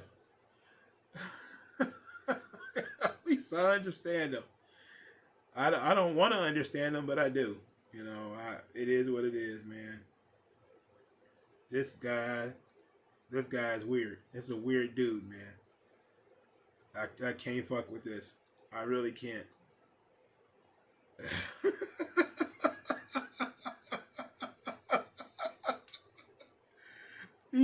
What the fuck? He's fatter than Hugh Morris. He's fat. Hugh Morris was a big dude. This dude is fat. All right? He's fat. I'm sorry. He's fat. All right? Let's see. Darren Gordon Hill, would you now buy a ticket to watch him? I would never buy a ticket to watch Quincy Elliott. Are you kidding me? Just because I respected that he stood up for himself? Nah, I just respected he stood up for himself. He didn't let him get, he didn't cry about it on Twitter or anything like that. Cornette's the kind of motherfucker that'll block you and all that shit. He ain't do all that. He was like, oh, you want to snap? Let's go. And he went back after him. That was some good shit. And definitely people were upset because he went after Cornette's wife. But fuck, that shit was good. That was a good one. It came out of nowhere. And no doubt Cornette's going to respond at some point. Probably on the next show, he's going to go after this kid. But after one appearance, he went out there and and had to go fight for his life, because it would have been easy for him to to bitch out and whine and shit. It'd have been easy for him to whine and cry about it, but I'm glad he didn't. I'm glad he didn't. I'm glad he stood up for himself. Kudos on standing up for yourself, young boy. I'm always going to give the young boy an opportunity to stand up for himself. Good job. Cornette went at him hard, though. He said he looked like two possums fighting in a pillowcase. That shit crazy. That's some crazy shit to say about a motherfucker. He called him a human waterbed. That's some crazy shit to say about a motherfucker. That's some crazy shit to say to a man. You're a full-grown man, and this dude said to you that you shaped like a human waterbed. That's fucked up to say about a man. Okay. That shit was hilarious. I don't know, man. But that shit was cold. Alright, so while we're on the subject of NXT, wait a minute. Quincy built like Mike Knox in 2000. No, he's not. Mike Knox had muscles. Mike Knox had actual muscles. Quincy Elliott is made of marshmallows and Rice Krispie treats. He's a fat guy. He's a fat guy. All right. Yeah, Cornette's a classic dish it out, can't take it kind of guy. You know, he's a classic one of those kind of dudes. Can't deal with that at all. He can dish it out, but he can't take it. I would never. It's ridiculous. I don't know why he would do that. Why would you even ask? Why would you even make that statement? Don't go after a man if you're not okay with that man coming back at you. You know, gotta be all right with that man coming back. All right. So, since we're on the subject of NXT, it came out. Of course, Triple H continues to talk about NXT, the global expansion of NXT, which is what Triple H wants to do. He wants to globally expand NXT to have an NXT South America, NXT Africa, the whole 9 yards. So Lucha Blog, who is most people's foremost authority on Mexican pro wrestling, definitely had a problem with this sentiment. Now, what he did was he went to a ticket map and he looked up the sales for Triple Mania, which is going to be in October. It's going to be October the 15th, 2022. So in a couple of weeks. Triple Mania 30. And he said, he tweeted out this. Current ticket map for Triple Mania. Any colored in section means at least one ticket is available. Sometimes it's just one. I think it's good. Most of the expensive sections are gone. It's emptier in the cheap areas if you did closer. He says WWE is running the same arena 2 weeks later. The left side of the building was not put on sale. They sold a lot of the most expensive tickets and the cheapest tickets, but seem to be moving slowly in between. Then he tweeted out this. I'm looking at this map of unsold WWE tickets, and I'm looking at people going, what's going to happen if NXT Mexico? And that doesn't seem like a remotely serious thing anyone should be concerned about, no matter how many times that guy says it is a real possibility in interviews.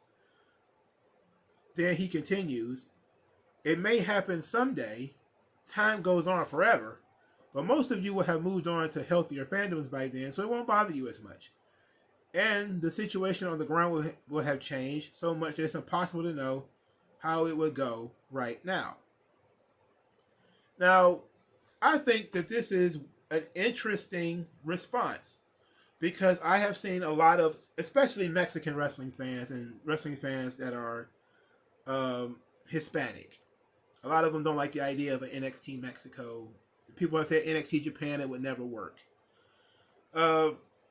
Here's the thing. There's two ways of thinking about this. One person is talking about NXT UK and they say, well, WWE killed the European indies because look at Brit Rest. You know, look how many Brit wrestling companies went under because of WWE and NXT UK buying up all the talent. There is two ways to look at it. If you're not, if you think that WWE cannot work in Mexico, which is what Lucha Blog is, alluding to, that WWE wouldn't be able to sell out a building in Mexico. Like, with a full roster, they can't sell out the building. What can they really do with NXT? That's his point. His point is Mexico is a completely different market. WWE doesn't really understand it.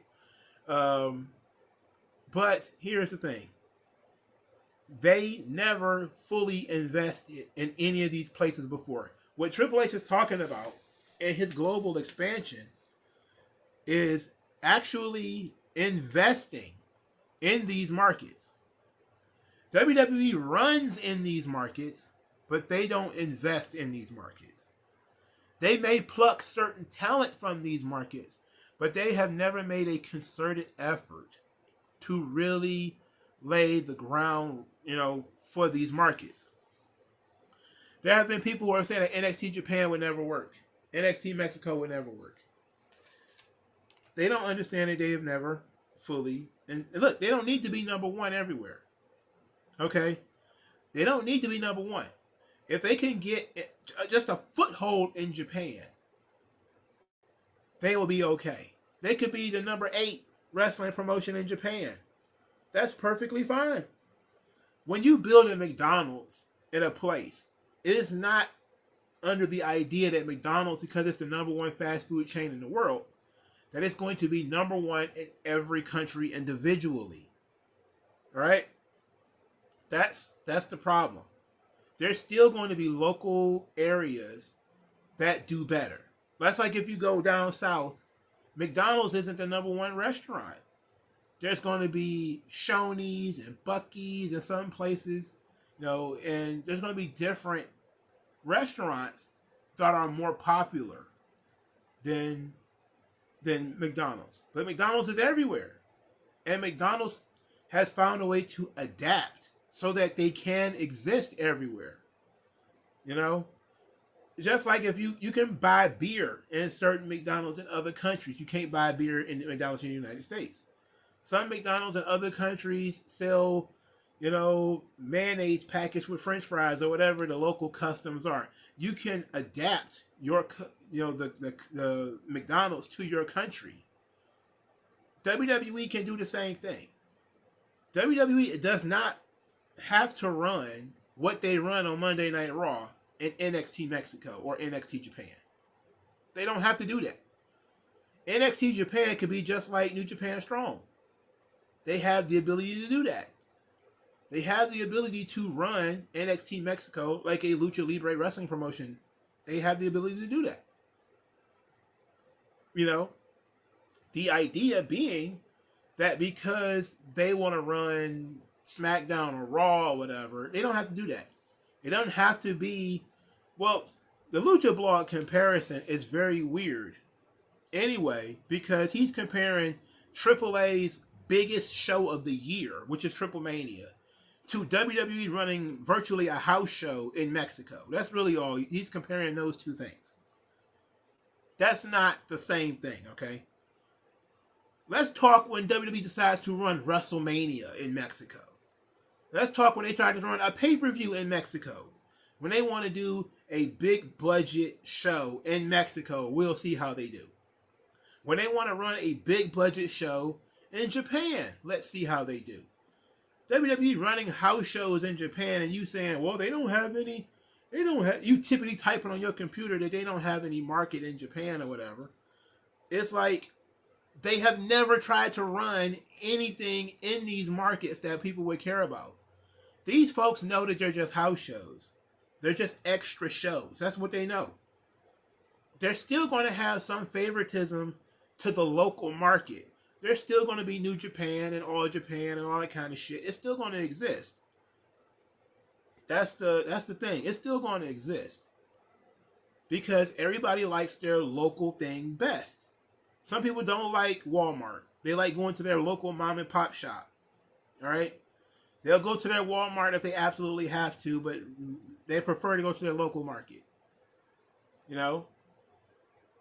That's how, Triple H is looking at the NXT expansion. He wants to open the door for the people who don't make it to the New Japan or the All Japan Dojo? What about those people? What about those guys who don't make it on the AAA or the CMLL roster? You know?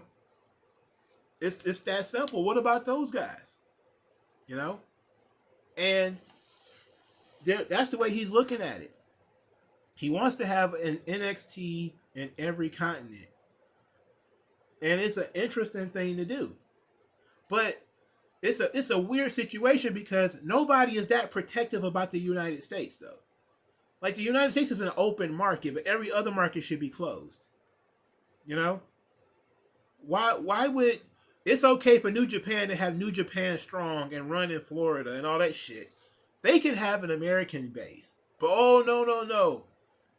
You can't have an NXT Japan. What the fuck? Why not? Why not? Why can't you have an NXT Japan? New Japan gets to run over here. We get to run over there. What the fuck?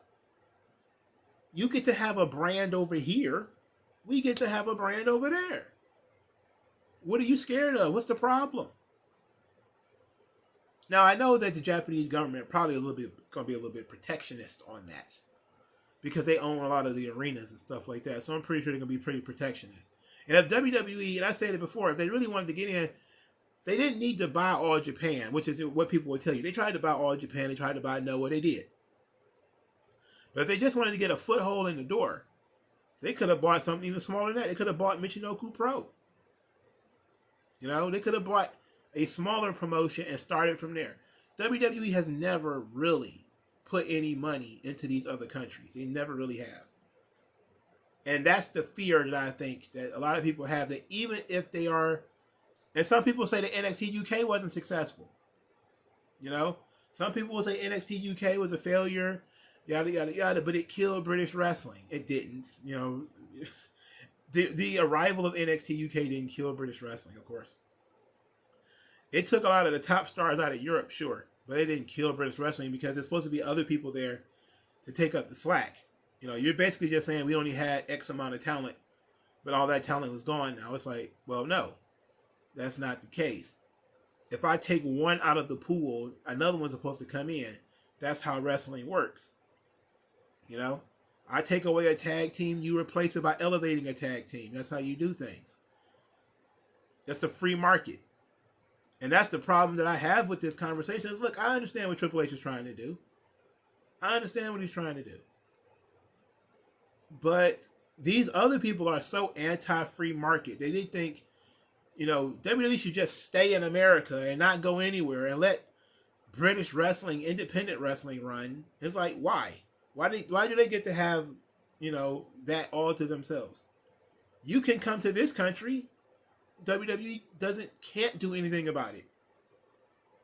Why are all of a sudden the borders closed on Japan and Mexico and all these other countries? It's like you're worried that your talent, you won't be able to afford them. WWE will be able to. And it's going to up the cost of your talent, which is absolutely true. That will happen.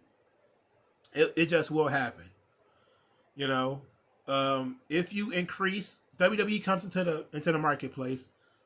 They're truly trying to invest in that marketplace. There's going to be a certain number of talent who are going to feel like they're underpaid where they are, and they're going to jump ship. And they're going to say, okay, fuck it. I'm going to go jump ship to the United States. Or I'm going to jump ship to NXT Japan. And that's going to be that. There's going to be a certain number of those people who are going to do that. And at that point, you're going to have to probably threaten people to under blackball or something like that in order to keep them out. At that point, you're just playing the NWA game. You know? At that point, you're just playing the NWA game. And I know that's the kind of shit that they like to do in Japan. You know, that's the weird shit. You know? That's the kind of shit they like to do in Japan. They probably want to blackball a motherfucker for, you know, going somewhere else or something. You know? But for me, I see what they're concerned about. You know, they're concerned that WWE is going to go in there, raise the cost of labor by offering these guys more money than they can make on the independents. And either the guy is going to sign to WWE because it's more money, or the guy is going to go back to his home promotion and say, this is what WWE offered me. You got to match that or at least get somewhere near it. That is going to drive that company out. That will drive the company out of business. Trying to match labor costs with WWE will drive your company out of business. So, if you really want the best for the wrestlers, you would want an NXT in that country because it's more jobs for the people who work in that industry. Why would you want fewer jobs? That's what protectionism is all about. You know, it's all about protectionism. You can't protect these homegrown markets. Now, here's the thing. WWE can toil away with NXT Japan or NXT Mexico or whatever for 10 or 15 years before it finally pops. They got enough money to do that.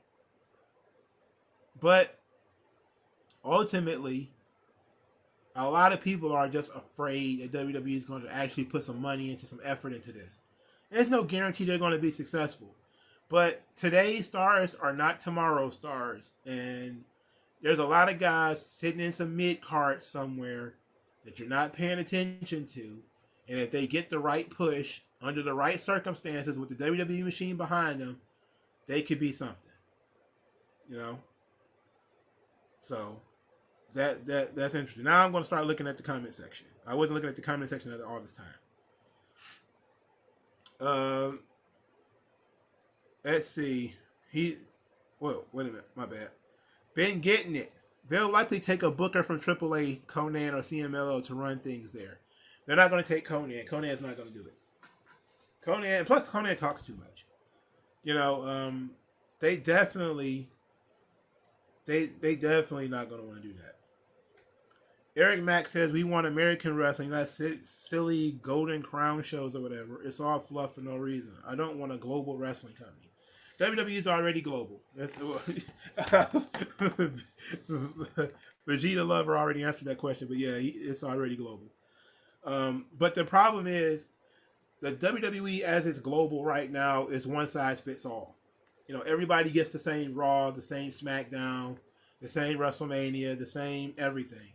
You know, and so there's not going to be much change or variety there. If they decide to start tailoring things, if they decide they're going to start running pay-per-views opposite AAA, you know, in Arena Mexico or something like that, then it might be a little bit real. That at that point we have to go back to the territories. This is where you get, you know, the Jim Cornettes, and they talk a lot about how Vince got run out of this town or run out of that town. It's like it takes a while to change the culture of that area. And like I just said about McDonald's, you post up at McDonald's somewhere where the McDonald's has never had been before. You're gonna have some people try it out. They might not like it. Some people want to try it out. They will like it. You have to build up trust. You know, build up that clientele, and that's gonna take some time. You know, but you may not become number one, but you might be able to cut into that market share a little bit. Now, CMLL and AAA are the two biggest wrestling promotions in Mexico.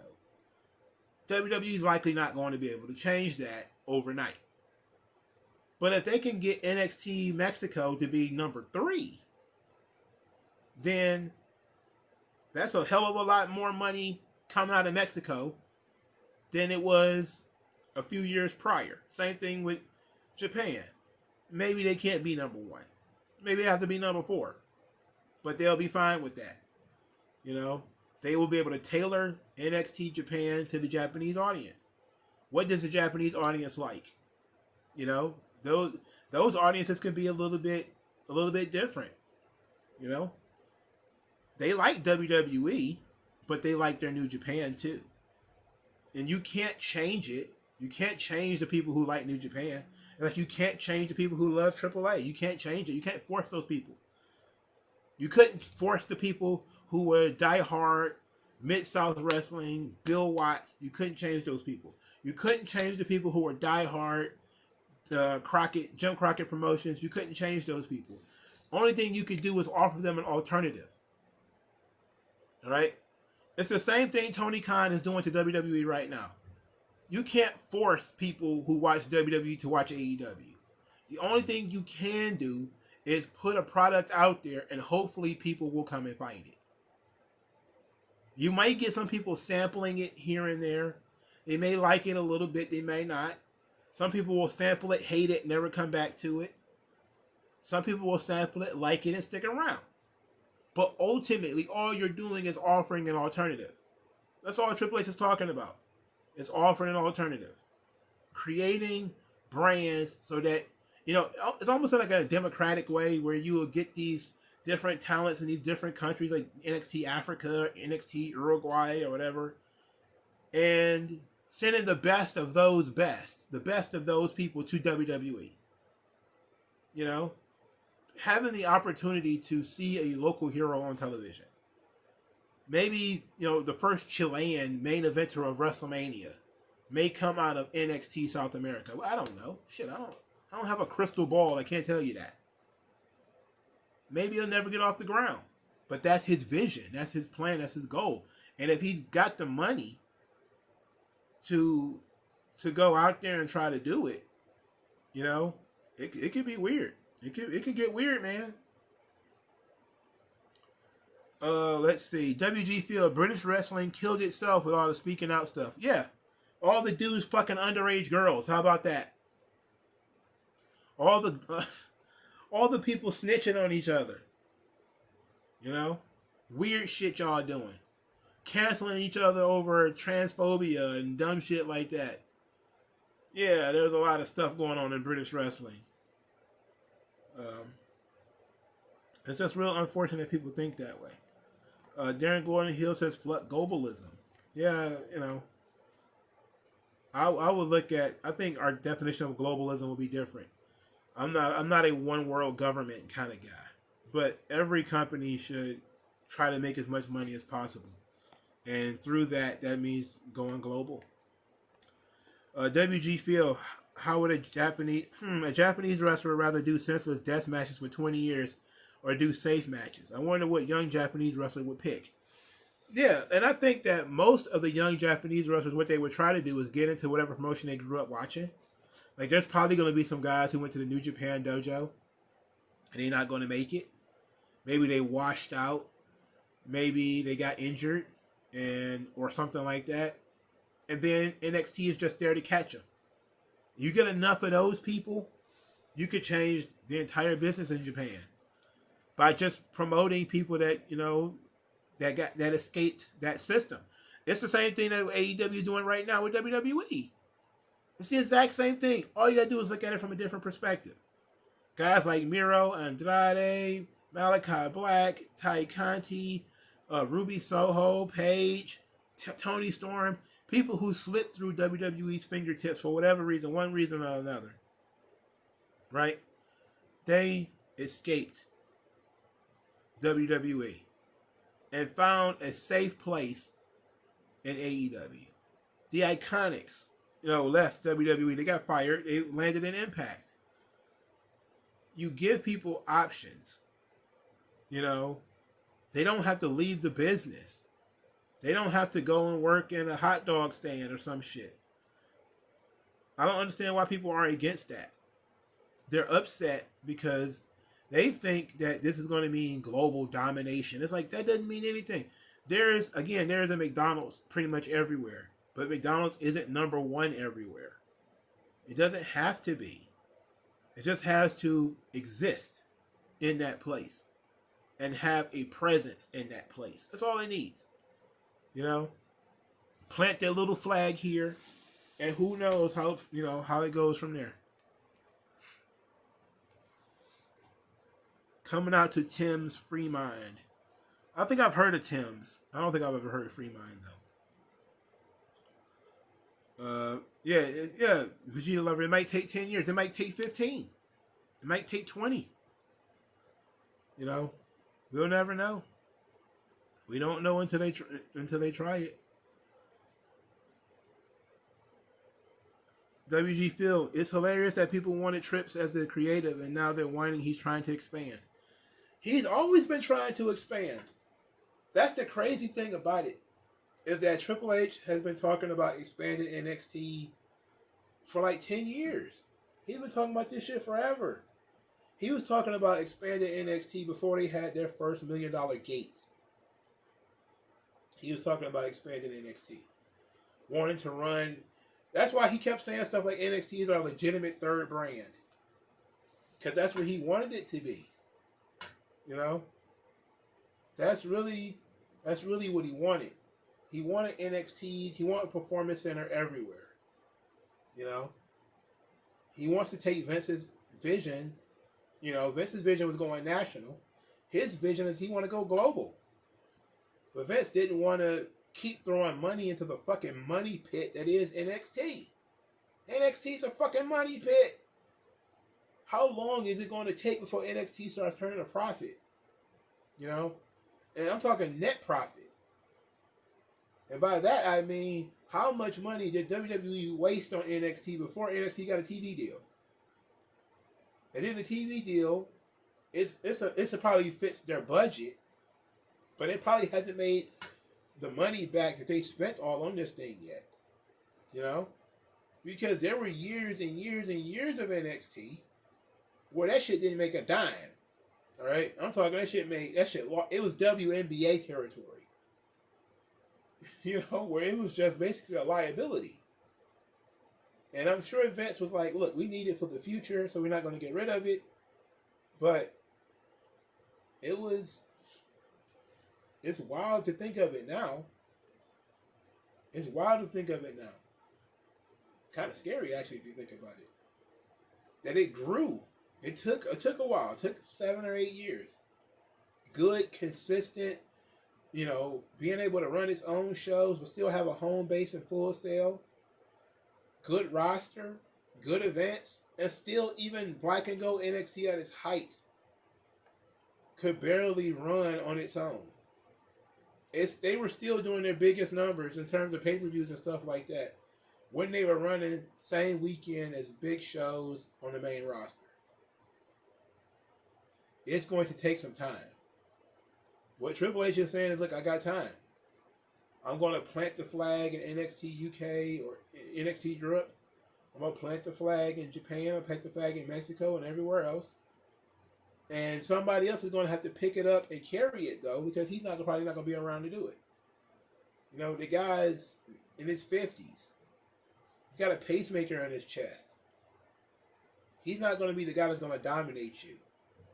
But his legacy is going to be that he got these places started. He's got the Performance Center started in these areas. And somebody else who's probably going to be a little bit more rapacious is going to step in and try to take over. Vegeta Lover, 92. Fans aren't complaining, other companies are.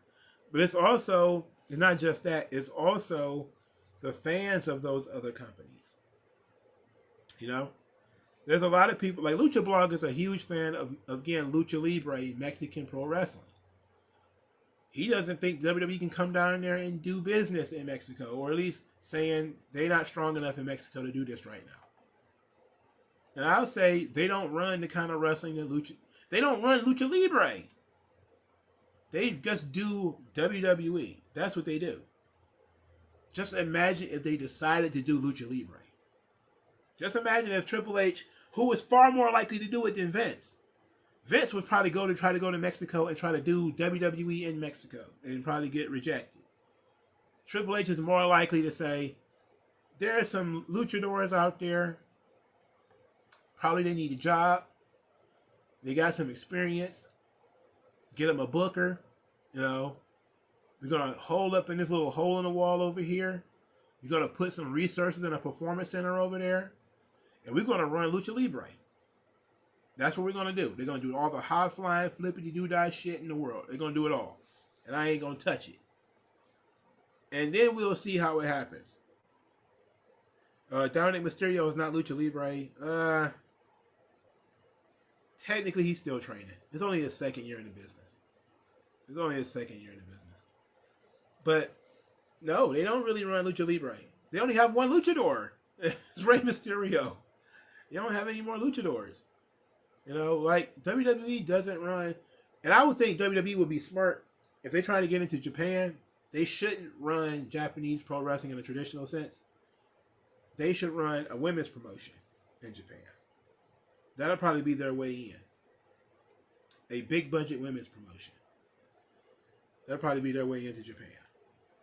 But I think I just got this deep concern that the Japanese government would definitely step in if WWE was to try to move in on Japan. That the Japanese government would do something about it. It'd probably be like, you guys can't use the Tokyo Dome or some shit. I just got that feeling. And I can't be sure that they would do that, but something's telling me that they might.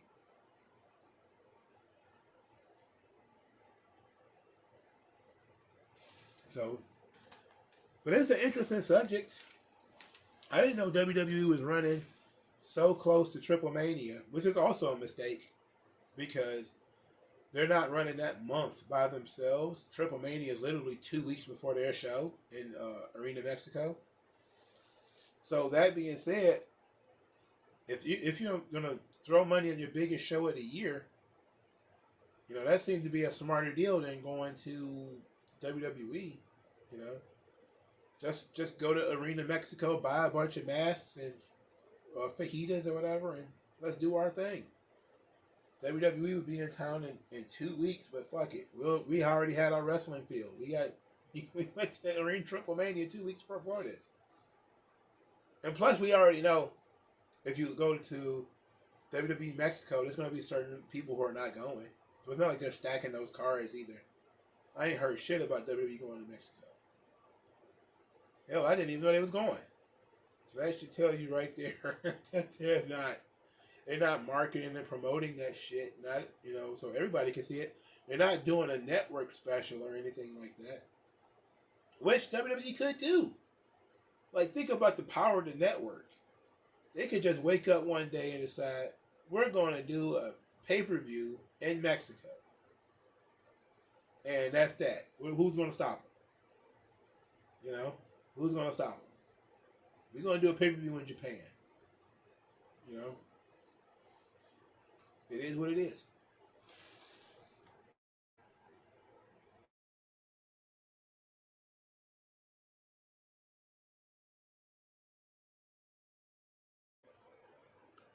It said, "What's next? An NXT anime series? It's gonna be NXT lunchboxes."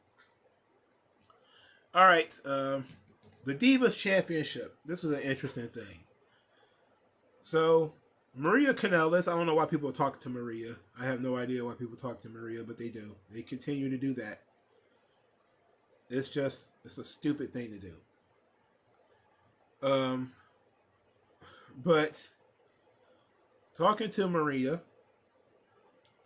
she's who was she talking to? I think she was talking to Fightful. Maria says, quote, "There was a ton. Trish Stratus, Lita, Ivory caught the tail end of that. Victoria, Molly Holly was in that era. You had workers down the line. You had Beth Phoenix, Melina, Mickey James, Natty. You had a ton of workers that came from the indies too. There was a mix at that time. I think they should bring back the butterfly belt. I do. I know people will disagree with me, and that's fine. That's why wrestling is great, because when you watch wrestling, you don't see everybody looking exactly the same." Now, Trish Stratus had a simple answer to that, which was just like a flat no. She's not interested at all in the butterfly belt. Mickey James, of course, laid into it a little bit. She says, "Personally, I prefer the OG Women's Championship. Nothing is prettier. The women who held that championship were legends, icons, history makers, game changers, ceiling breakers, today's road pavers. This one," meaning the butterfly belt, "not so much." Interesting. I think the butterfly belt gets too much heat. I think it gets too much heat because it's a butterfly belt. It's literally a butterfly. But I didn't hate the design of the title. I thought it was a little glitzy. But then I saw Stardom and Ice Princess, or whatever the fuck they're calling it, And they have belts just like that. They got star championships with red straps and stuff. Like, it's super feminine. They have super feminine looking belts. And these girls have like super hard hitting matches where they knocking each other unconscious and, you know, all kind of wild stuff. But these girls are just out there killing each other in matches that actually look pretty good. You know? But I don't know. I like the old women's title too. You know, the one from the Attitude Era. You know? I didn't mind that. I think that the belts today, though, just look very generic. You know, the big W's. It's 4 big W's. That's all it is. 4 big W's with different colors on them. That's corny. I'm all for Triple H changing the look of the belts. I'm all for it. I don't know from what to what. Like, I'm tired of the giant pennies that are the tag team titles. I'm sick of that. I'm sick of the giant pennies. They can go away.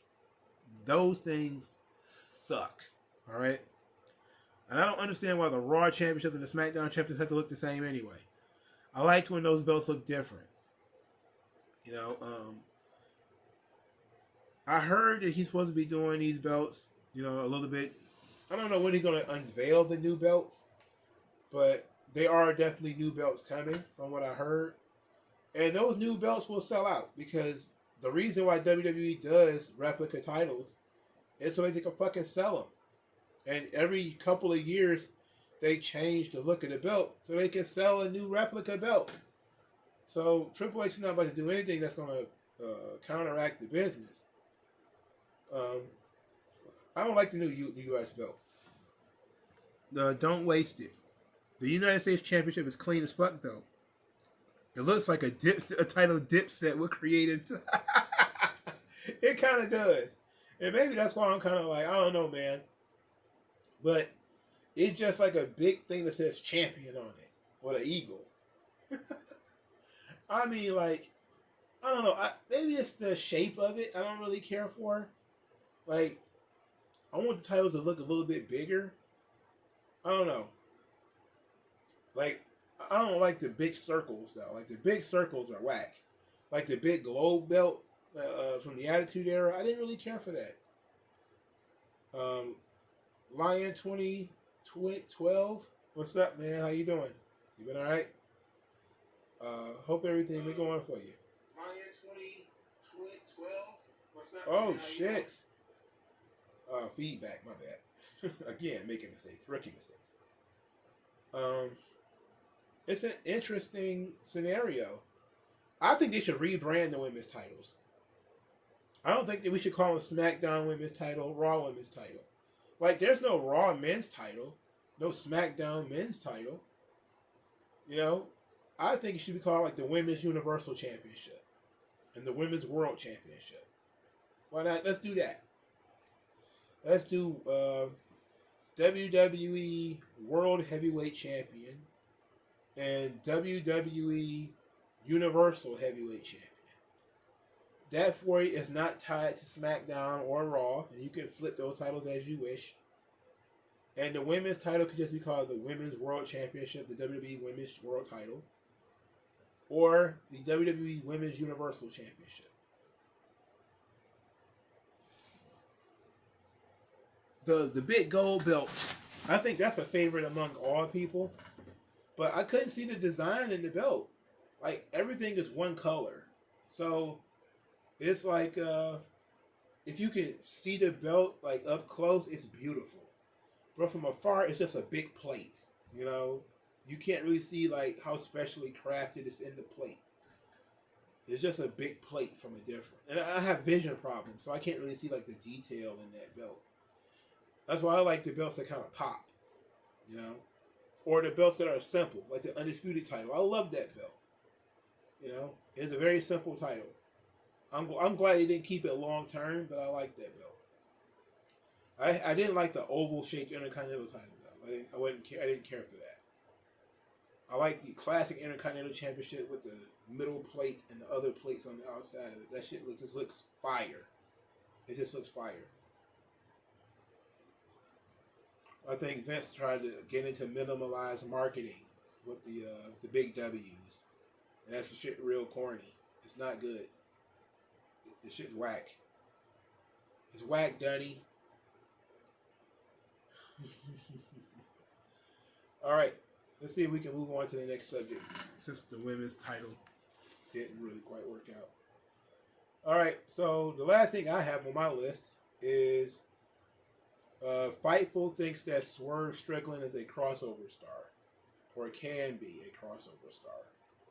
And I decided that I would bring that to the table as a topic of discussion, because why not? Some people are giving Swerve a lot of credit for the rappers and everybody that's coming in. I know some people don't care about that kind of stuff, but it's getting some mainstream attention. It's getting some people to pay attention, you know. So, Will Washington of Fightful Select. Here's the article. After weeks of rumors, Fightful has learned that All Elite Wrestling is signing Shane Swerve Strickland. Wrestling Observer noted that last week that Swerve was expected to come into AEW, blah, blah, blah, blah, blah. We've also heard a lot of talk that AEW views Strickland as a potential crossover star. There have been numerous talent discussed over the past year for additional Warner Media shows, though nothing is a given. In regards to Strickland's interest from outside companies that we've reported, he's already been booked for GCW dates and appeared for numerous high-level indies. While he's appeared in New Japan, we're told he doesn't have a contract with them. So this apparently was written before ROH was bought, because it says also ROH has had interest in booking him for dates for their reboots, though that has been announced and likely won't happen now. Hasn't been announced, and that was clearly because what you mean booking him for the reboot? He was already he was signed by Tony Khan already. Dr. Dynamite Kid, let's see. I'm 19. I saw the rappers on last night, and I was like, what the fuck is that? That's a good question. I saw it as an attempt to appeal to the black audience, because there's a lot of people who are black AEW supporters. Not everybody is, Big Nasty, Alfred Konuwa, who is ripping into AEW all the time about their lack of black audience and their lack of black talent and all that kind of stuff, black champions and shit. They used to get ripped apart for that kind of stuff, but now they've kind of fixed that problem. But they've always been in a situation where it was always a diversity issue. Why is there no more black people in your audience? Why is there no more black talent? Why there's no more black champions? Why is there... Maybe if you appeal, you can appeal to black people through rap. So it's like, I don't get it. I don't think that's the right way to go, man. I think that you bring in musicians that everybody likes, not just that black people like. And I think that's where you go with popularity. I know that GJ Who Kid, when I was about to get into an argument with these people about it, they were like, oh, DJ Who Kid is on Sirius XM radio. I think he's on Sirius XM. And he got 1 million followers. He could tweet about the show and all that kind of stuff and get people's attention. Which is all true. All true. But what is the audience that he's tweeting out to? Are they young people or are they older people? Again, DJ Who Kid, his heyday was going Who Kid all over G-Unit mixtapes. G-Unit ain't done a mixtape in forever. This is like talking 2004, 2005, Who Kid. Everybody knew who he was. Brother, that's 17 years ago. I haven't heard hide or hair out of Who Kid since Power Season 1. I haven't heard shit about Who Kid. You know, well, that's probably even before that. Since before Power Season 1. Who Kid's one of those dudes I thought, you know, literally just like Don Cannon. Just somebody, he vanished into thin air. I didn't hear that he died, but him being alive surprised the hell out of me. You know? Don't waste it. I ain't heard a DJ Who Kid mixtape in years. But bro, ain't no hood niggas watching no goddamn AEW. Especially when they see Orange Cassidy. I had my niggas laugh at me when I was watching it. Ooh. Yikes. That's rough. That's a rough one. Especially when Nyla Rose comes on the screen or some shit. You might be able to win them over with like a Tony Storm or something like that. But like, when you can't tell your boys you watching Nyla Rose matches, man. You can't do that. It's gonna make you cringe. Alto Johnson asked, would Triple H do an Evolution too? I think he would. Because he's in the fan service business right now. He got some heat for saying it wasn't necessary last time. And then he didn't really need to. I remember him saying that, what was that, last year? 2 years ago maybe he said it. That WWE didn't need to do another one. Because they did one already. And that they wouldn't do an all-male event, so they're not going to do an all-female event. He got a lot of heat for that. So he's probably going to be like, shit, I'm in fan service mode right now. So I'm like, here it is. He said, man, niggas clown me for watching wrestling. TN Pyro. Yeah, I mean, I think the crazy thing is, it's viewed as something you're supposed to grow out of. Like, I was at the job, man, and people was wooing and saying, Ric Flair, woo. You know, everybody watched this shit at some point. But it's one of those things where they expect you to grow out of it. Like playing video games. Like, sometimes dudes still get clowned for playing video games or reading comic books or whatever. Because it's something that everybody did when they was a kid. But it's something that they expected you to grow out of. And for you to still watch it is kind of weird to them. But there's still shit that they do that is childish as fuck too. Like partying every weekend and getting drunk in the middle of the week and all that kind of shit. There's a lot of stupid stuff people do that other people don't understand. That's the thing about being an individual. Nobody else has to understand it. But the choice of rappers for AEW, again, that's a problem, man. Fabulous? Bro! Fabulous's biggest hit was in like 2007 or something like that. That's years ago.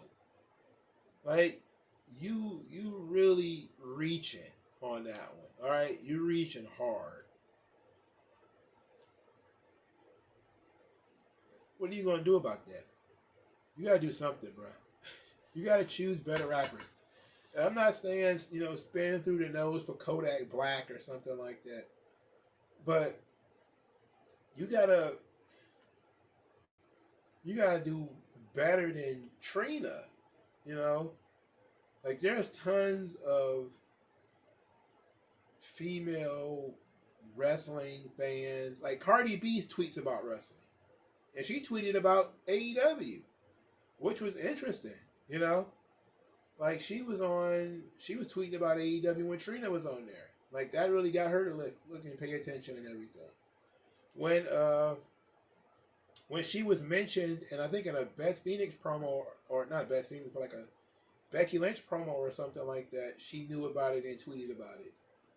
Like, there are celebrities out there who like wrestling, who've seen it before and used to watch it. Cardi B is one of them. But it's going to cost you a grip to get her to do something. You know, it's going to cost you a grip. You got to be ready to... You can't do it for one show. You can't do it for one show, man. You can't do it. You can't just be like, I'm going to have a Grand Slam episode, I'm going to throw Trina on there. I'm going to throw Cardi B on this bitch. Like, what? You can't do that. You better have a pay-per-view. Try to sell some tickets with her name on it.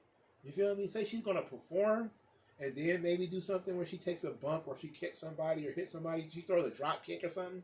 That could be fun. That could be fun. You know, if Triple H really cared about continuity, Machine Gun Kelly would pop up and hit Kevin Owens with a chair. Let's see. It says, don't waste it. Facts, but now being older, I look at wrestling from a production and presentation standpoint. Yeah, that's why I say I look at it from the perspective of storytelling and not really matches. The matches are interesting, and I will watch a show definitely just for the matches. But I'm far more interested in the storytelling aspect of it, and all the other nooks and crannies that go into wrestling. It's not so much the matches anymore, because I do find the matches to get kind of boring. You know, if it's just work rate stuff, I find that shit to be boring. You know, over time. But that doesn't mean that just because I may not be in the mood for a work rate match right now, that I won't be in the mood for a work rate match at some other point in time. Like, there has been some AEW matches that I've gone back and watched, and I liked them better when I watched them on my free time than I watched them during Dynamite. You know, because I may have been doing something else during that show, or I might have been tired from work or whatever. And I just wasn't in the mood to sit and watch a 30-minute work rate match.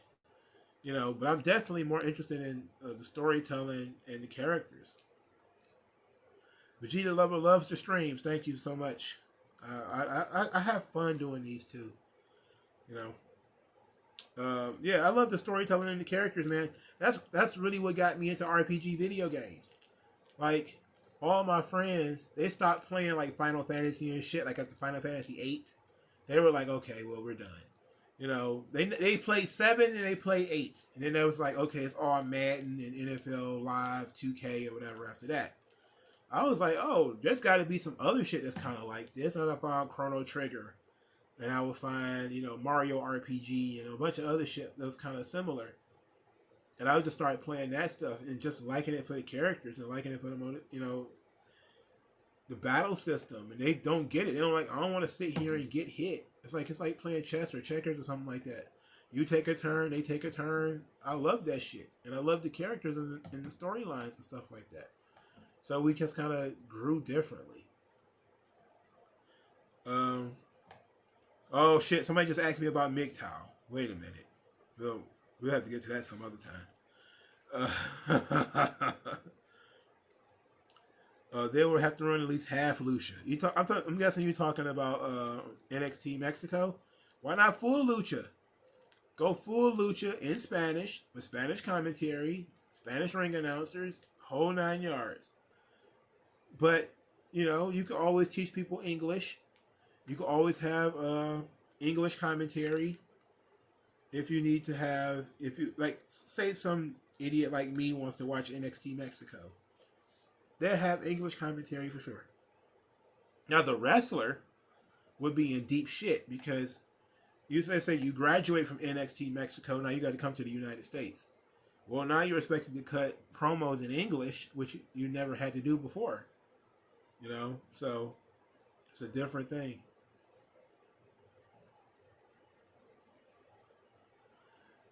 Prince Noctis. Not to change the topic, but you mentioned in one of your recent-ish videos that you watched the Dragon Ball movie. You still going to review that or not? The Dragon Ball movie review will be up tomorrow, and so will the Woman King review. I'm going to put them up both in the afternoon tomorrow. I was thinking about just doing it on Sunday because that's my non-wrestling day. But I figured since I'm doing today, I'm doing a live stream, and it's 90% wrestling. We're gonna talk about the movies tomorrow. So I'm gonna put up probably the Woman King in the early afternoon, and Dragon Ball Superhero in the late afternoon. They've already been recorded. I recorded them 3 days ago. I just didn't put them up. So I also did a review with Society Reviews on the Woman King. It's on his YouTube channel. So I did that Monday. I was super tired fucking Monday, boy. I was tired as hell. I watched 2 hours of Raw. Then I got off. I stopped watching Raw to do the stream to talk about the Woman King. And then I had to go back and finish the last hour of Raw. I was fucking dead by the time I went to sleep. And then I had to do a Raw review. I was done for at that point. Let's see.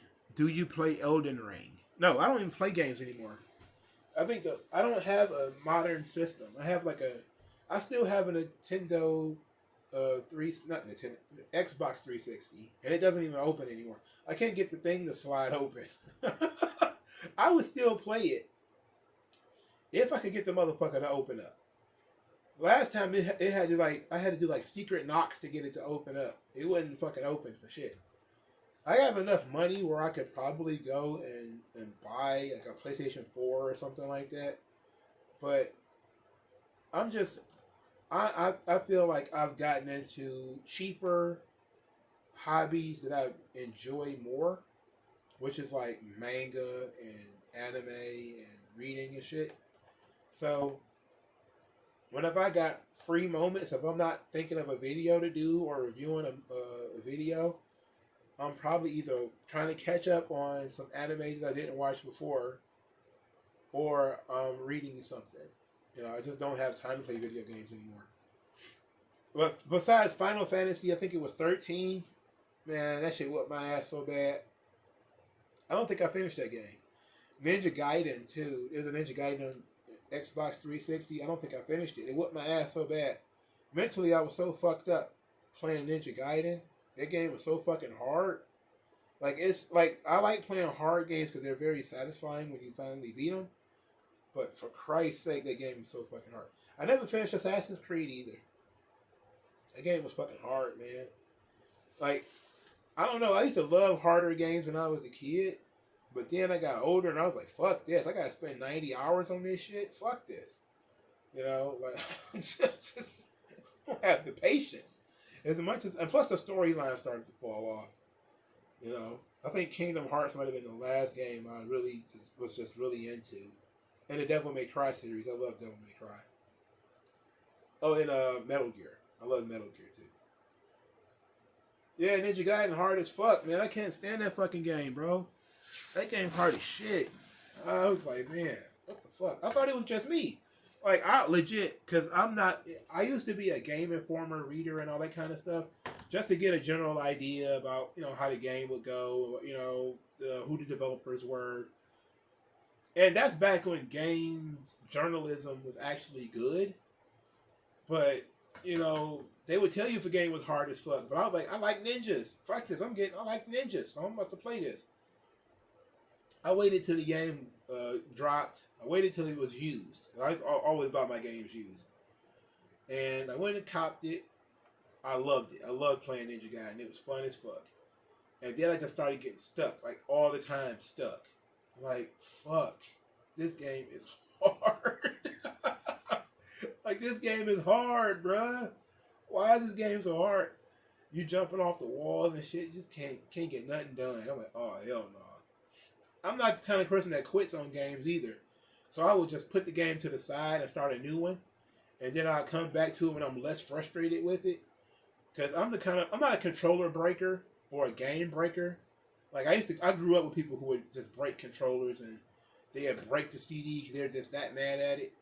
I was never that mad. I would always just be like, all right, I'm frustrated. Let's put that to the side. I'll come back to it later.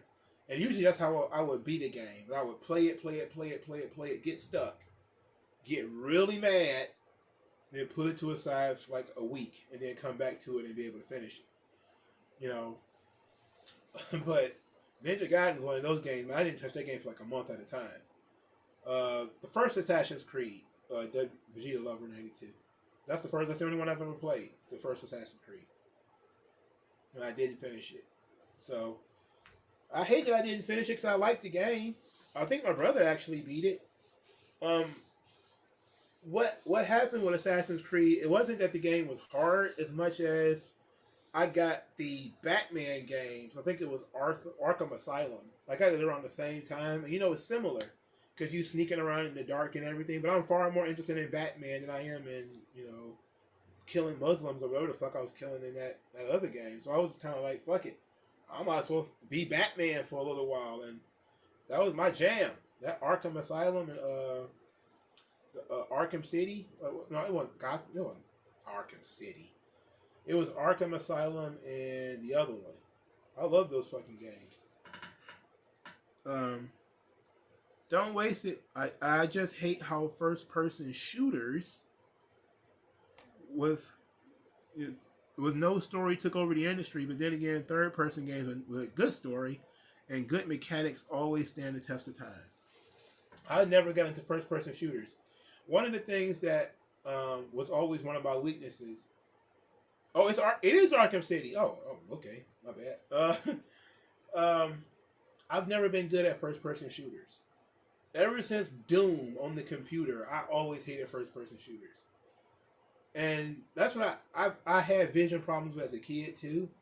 So that always bothered my reaction time was never, the best in the world when it comes to first person shooters. I used to always like half die before I figured out what the fuck was going on. But the only first person shooter I really liked was GoldenEye. And I liked Perfect Dark. I don't know if y'all ever played that one. Perfect Dark was fun too. It was made basically it was just a knockoff of GoldenEye, really. But that game was fun, and then GoldenEye was fun. I played some of those. What's the fuck is those war games that everybody like? My friends had one, and they gave them to me. And I played it, and I thought it was okay. I didn't beat it, but I played it, and it was fun enough. I played the Resident Evil first-person shooter. I think it's called Welcome to Raccoon City or something like that. I fucking hate that game. No, it was Vendetta City. What the fuck was it? It's probably in a bag in a closet somewhere. But they made a Resident Evil first-person shooter. I had never heard of it before. So, yeah, Call of Duty. That was the military games that I played. I didn't like military games anyway. But it was the first-person shooter that I played. It was one of the last ones that I played anyway. But they made a Resident Evil first-person shooter. I don't know what it was called. But I hated that game. I hated that game. That game made me so fucking angry. And I didn't realize how much harder Resident Evil Operation Raccoon City. Yeah, there it is. That game sucks. That game sucks so bad. I was like, I cannot play this. I can't play it. It was unplayable. I couldn't figure out where I was going. I couldn't figure out why I was going there. I hated that fucking game. I probably still got it. I'm not really one for giving away games or selling them. Like, I sold games when I didn't have any room to keep them. I would sell them and get rid of them or whatever. Otherwise, I would have had every game I ever bought. But I had Operation Raccoon City. It was awful, I hated that game. I hated that game to death.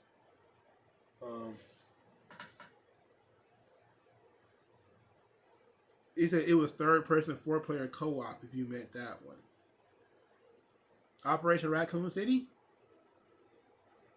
Yeah, I'm more of a fight. I like fighting games too.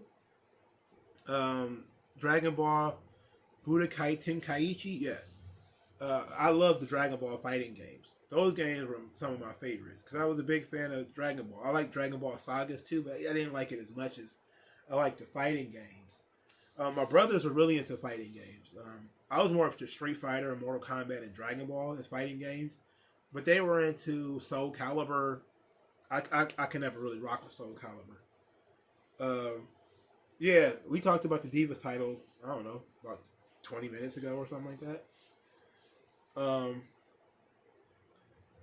Dragon Ball Raging Blast 2, did I play that? I'm not sure if I even played that or not. But I bought Soul Calibur for my brothers because Link was going to be in the game. And that's why I got it. And that's all I cared about. I just wanted to play as Link in the game. That was it. I didn't care about the game. I didn't give a fuck about that game. I just wanted to play as Link. And then that was it. That was the last one I played. I was never a fan of Tekken. I hated Tekken. But I had friends who liked Tekken. So all they fucking played was Tekken. So I had to learn how to play Tekken just enough to play with them. But I hated Tekken. I didn't like Tekken or Virtua Fighter. See, don't waste it. Who's your favorite Dragon Ball villain, movies, and shows? Frieza is my favorite villain. My favorite movie is Tree of Might. I'm gonna steal that idea for a story. Um, and I just didn't like the villain in Tree of Might, but I liked Tree of Might. Oh, Smash Brothers is one of my favorite fighting games too. That's a fighting game that changed the entire genre though. Yeah, Smash Brothers, that changed everything. See that I remember playing the first Smash Brothers and I didn't realize it was going to become what it is. Like I didn't know I was on the cutting edge of some shit. You know, when we were sitting there fighting that giant hand, I didn't know it was gonna turn into what it came to. But we used to bomb on all those 4-player games, man. Mario Kart and the Donkey Kong racing game. We used to bomb on them joints. Because it was me and my 2 brothers. That's 3 of us right there. And then my friends would always come over here. That's 4 of us. And then they had friends, so they'd bring their friends over. So we'd be able to tear that motherfucker up, man. Something like Mario Kart or something like that. We'd be at that shit all day. There was sometimes, dog, we wouldn't even eat dinner. You wouldn't eat anything all day. It'd just be straight up potato chips, red pop, and fucking video games. And that's why I had to get out of that shit. You know, like, it was like being in a haze. Mortal Kombat. I fell off of Mortal Kombat at I think 3. No, because I played the third person runaround games like what was that? The Sub-Zero game, which sucked. The Sub-Zero game, that shit sucks. The Kung Lao Liu Kang game was fun though. I did like that one. Yeah, Turles was a wild boy. He was crazy. I like when he bit the when he ate the little apple when he just got all jacked up and he beat the shit out of Goku. That was great. That ruled. The only problem I had with him is I didn't like the design. I didn't like that he looked just like Goku. I thought that was kind of lazy. I didn't even make it to Mortal Kombat 9. Prince Noctis. I didn't even get that far. I'm not even gonna hold you up. I think 4 did it for me, dog. Cause I was just kind of like, and I was never really I didn't care about the characters enough to keep playing Mortal Kombat. You know, I didn't have a favorite character on Mortal Kombat. That's one of the few games that I played where I just didn't have a favorite character. I just didn't like anybody really. I just liked ripping people's heads off and shit like that. That was about it. Oh yeah, that's what it was called, Mortal Kombat Shaolin Monks. That game was fun as fuck. I don't see why they didn't keep making games like that. You could have kept it. I believe, was it Tekken? I know it was Herges. They had a fighting game, but they also had a mini game inside of it where you could do like adventure shit and go and collect stuff and all that kind of shit. That game was fun as hell too. And I remember like a lot of people telling me like they couldn't find that Herges game because it had Cloud on it. And that's the only reason I got it.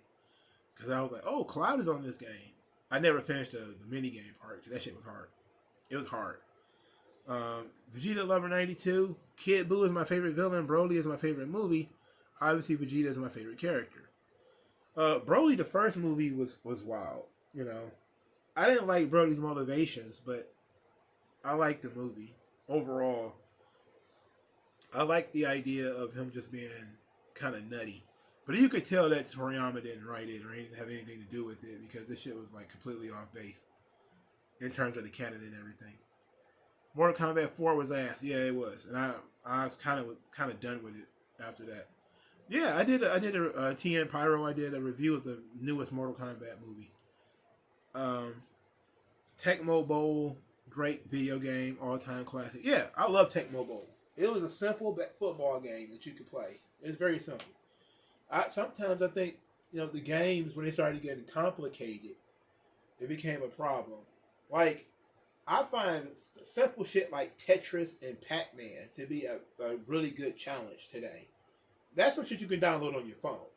You can just sit at your desk and play Pac-Man and be like, really engaged in that. I remember getting that fucking Pong, the game, the Atari game. I had that on my phone for like a week. Just playing that shit, like boom, boom, boom, boom. It took me back to being a kid. Yes, I was able to play Pong on an Atari as a kid. That's how old I am. Played Shaolin Monks with my homie a few weeks ago, and that shit was so fun. Wish they made more games like that. That's how the movie should be. That's the stupid thing about Mortal Kombat, right? They got all this fucking lore with all these fucking characters. They should make more games based off the individual characters. And then make movies based off those games. Just imagine if Mortal Kombat was a cinematic universe. And the tournament was the final, the Avengers of it all. Where you started with Shaolin monks, it's Kung Lao, Liu Kang, we start right there. We build off of that, we go Sub-Zero, Scorpion, and the Nether Realm and all that kind of shit. On Outworld and all that, you start doing that. You got Johnny Cage. He does his thing. A simple movie for him. Sonya Blade and Jax. They got their own movie. You know, I guess you would bring Stryker into there. Then the villains would be like Kano and Cabal and all them. And then you build up to the big tournament. You know, like they man, that's a crazy thing how people, I think, and I truly believe, they fell backwards into the success of Mortal Kombat. And they weren't prepared for it. And therefore, they just decided, okay, we're just going to do 100 different palette swaps of the same character. Noob Saibot, Sub-Zero, Scorpion, Reptile, Chameleon, or whatever. All just going to be palette swaps of each other. Because we don't know what else to do. And that's really what happens when franchises, you know, explode. Started seeing duplicate characters. And that's kind of when you start getting to the point of when franchises are about to die. You start just seeing a bunch of duplicate characters. That's why I really got bothered when they started talking about adding Ninja Turtles to Ninja Turtles. Oh, they need to have a sister, so we're going to add another turtle. Like, nope. That's how you know when the franchise is jumping the shark. We're about to start adding more of the same characters. We're about to have more than one Spider-Man. It's got to be 4. What the fuck we need 4 Spider-Man for? Spider-Man by himself can handle most of the crime in New York. Why the hell do we have to have 4? You know? Why it's got to be 3 Captain Americas or whatever? Like, this shit doesn't make any sense to me. You're killing the franchise.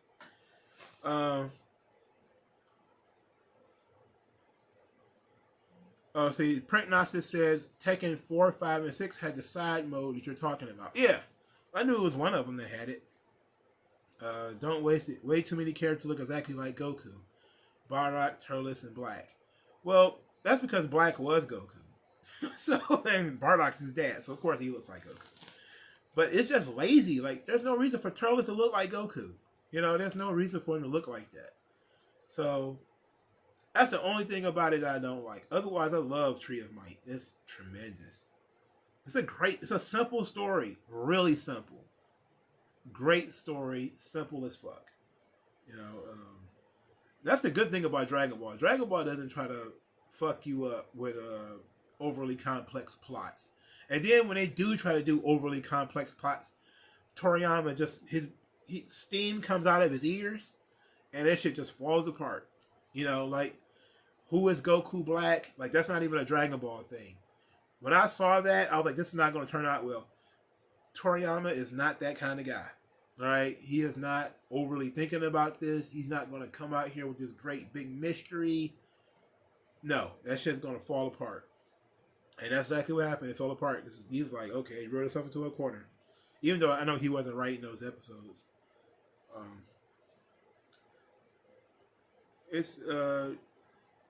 Press Knox, they need to hire you to produce these shows. That Mortal Kombat Cinematic Universe shit is genius. I don't see why you don't think that way. You know, like, I don't see why you don't think that way.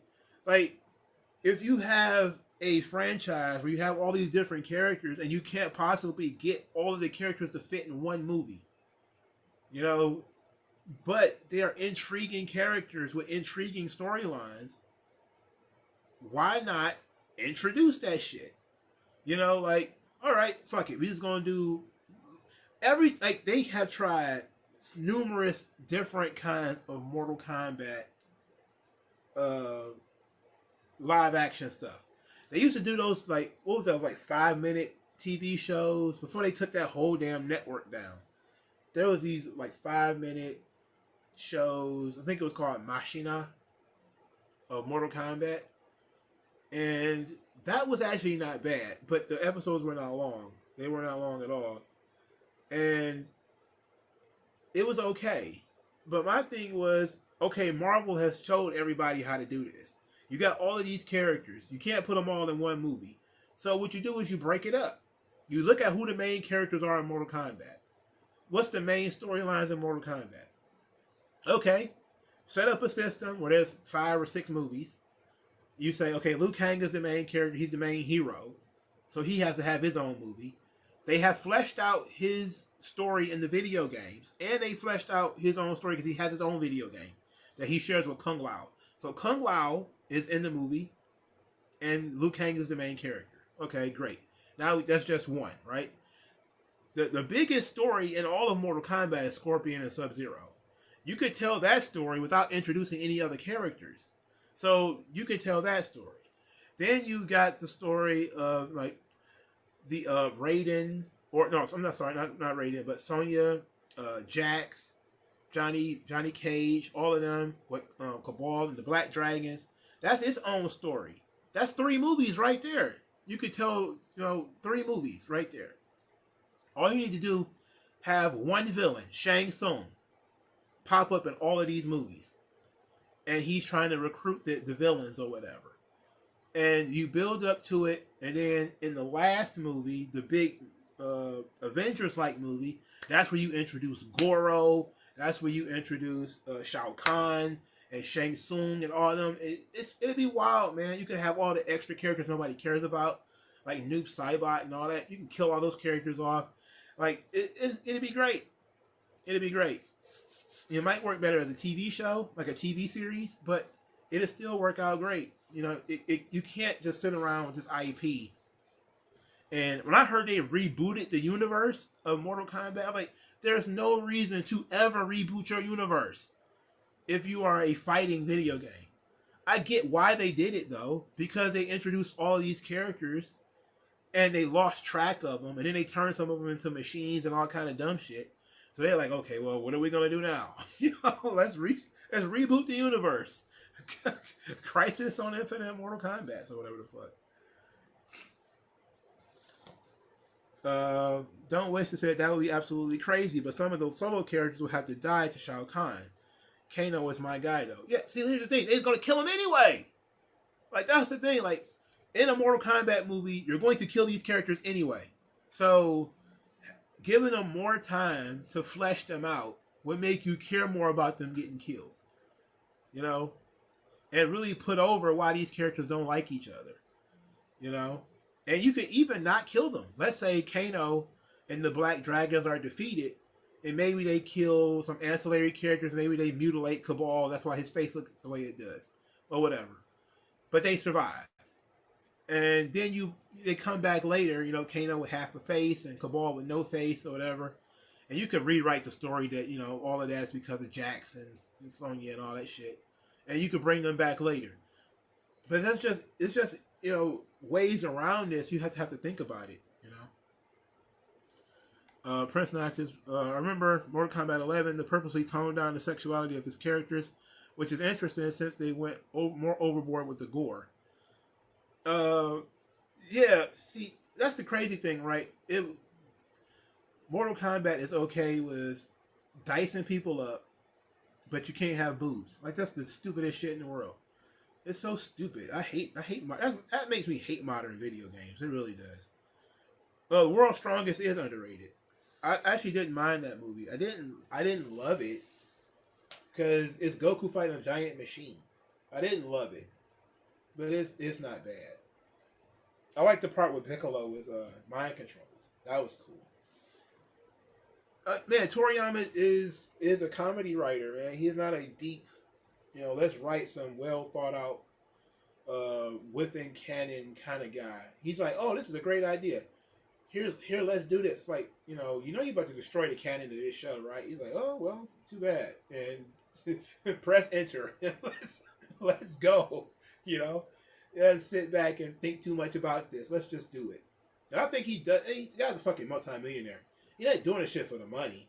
He's doing it because he's inspired constantly by everybody else's love of Dragon Ball. And you could tell that he tries to use Dragon Ball to do shit else. Like, when he did, like, Jocko, the spaceman, or whatever the fuck, he made sure to put Dragon Ball Minus in that shit. Because he wanted to sell that book. It was like, people don't want to read that. They want to read Dragon Ball. What are you doing? You know, I don't want to read this. I want to read Dragon Ball. But, give Toriyama some credit, man. He's mostly just kind of sits back and sees how other people play with his toys.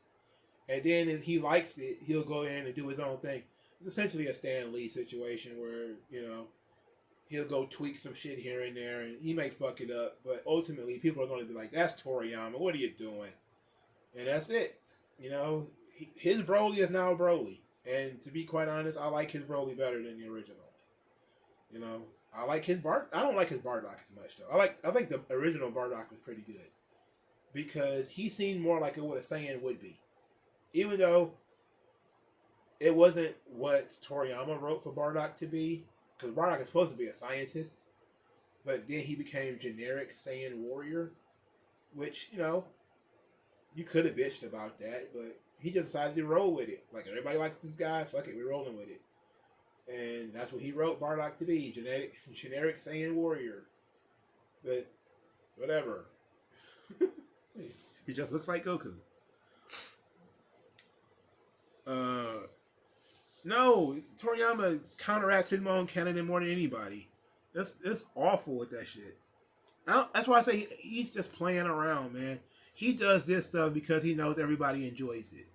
But there are a section of the fandom that is very annoyed with him because he's not a canon guy. He doesn't care. You know? He's going by what he thinks would be interesting. You know? And how he thinks it fits into the universe. Like, when he was talking about Dragon Ball Minus, which everybody hates Dragon Ball Minus. It's like, I can see it from his perspective. He had never really written the Goku comes to Earth story. So here he comes up with it, and he's kind of like, oh, what if? And then everybody's like, wait a minute, Goku looks to be about 3 or 4 here.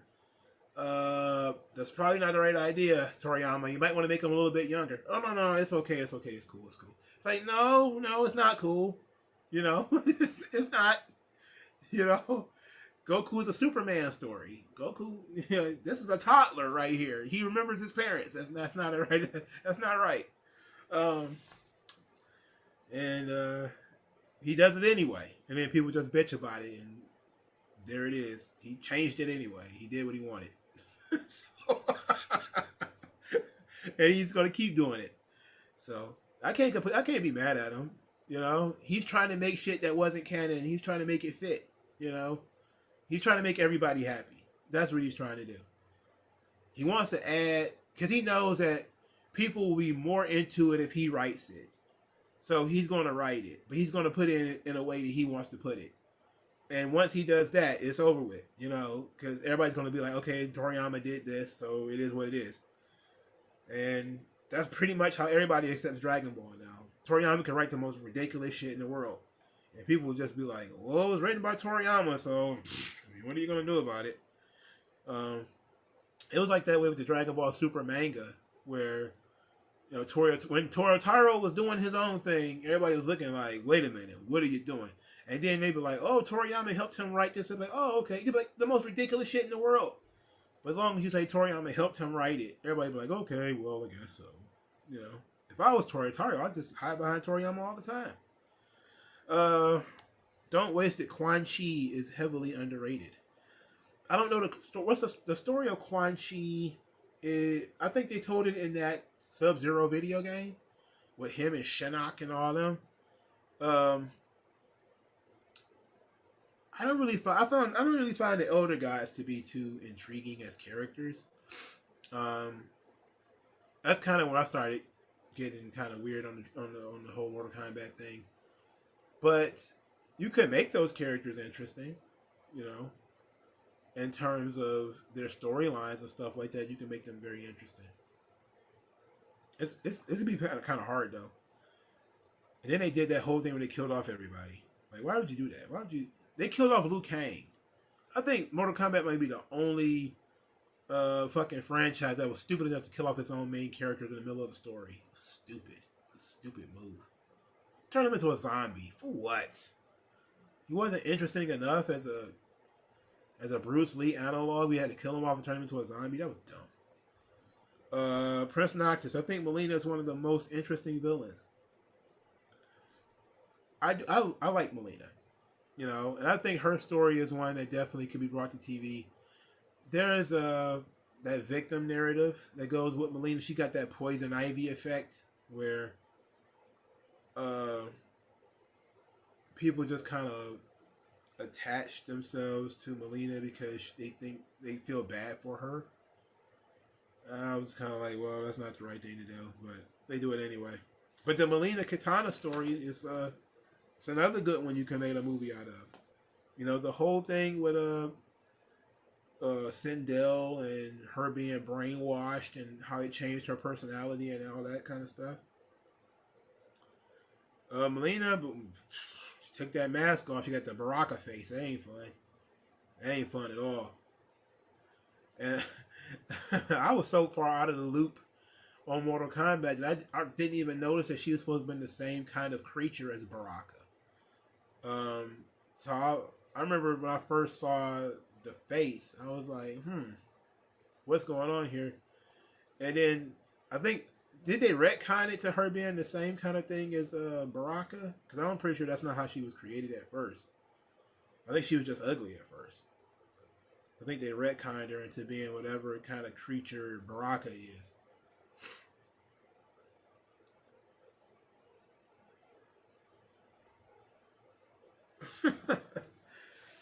Sindel, the look of Sindel is based off of Elvira, so that would be a little weird, but yeah, it could work, you know.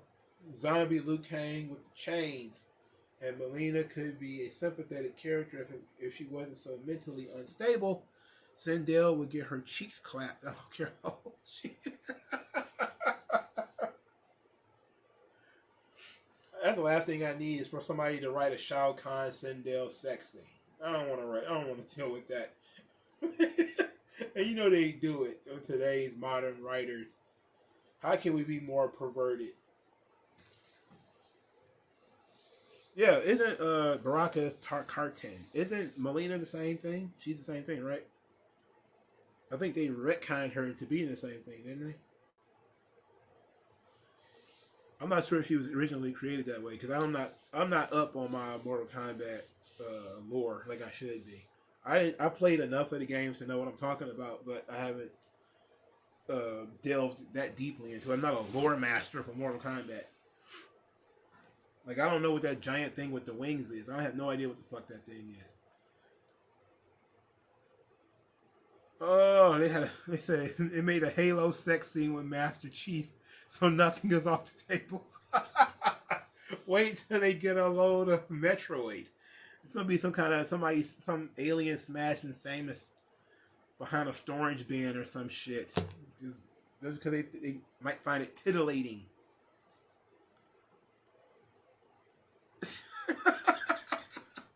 These people suck. I already know that's what they do. They're assholes, man. Nobody wants to see that shit. But I like what they did with Scorpion in the new movie. They made him very sympathetic. Very. I think the guy who played him did a really good job too. I think he was the bright spot of the movie. They never get Sub-Zero right. They have never gotten Sub-Zero right in these movies.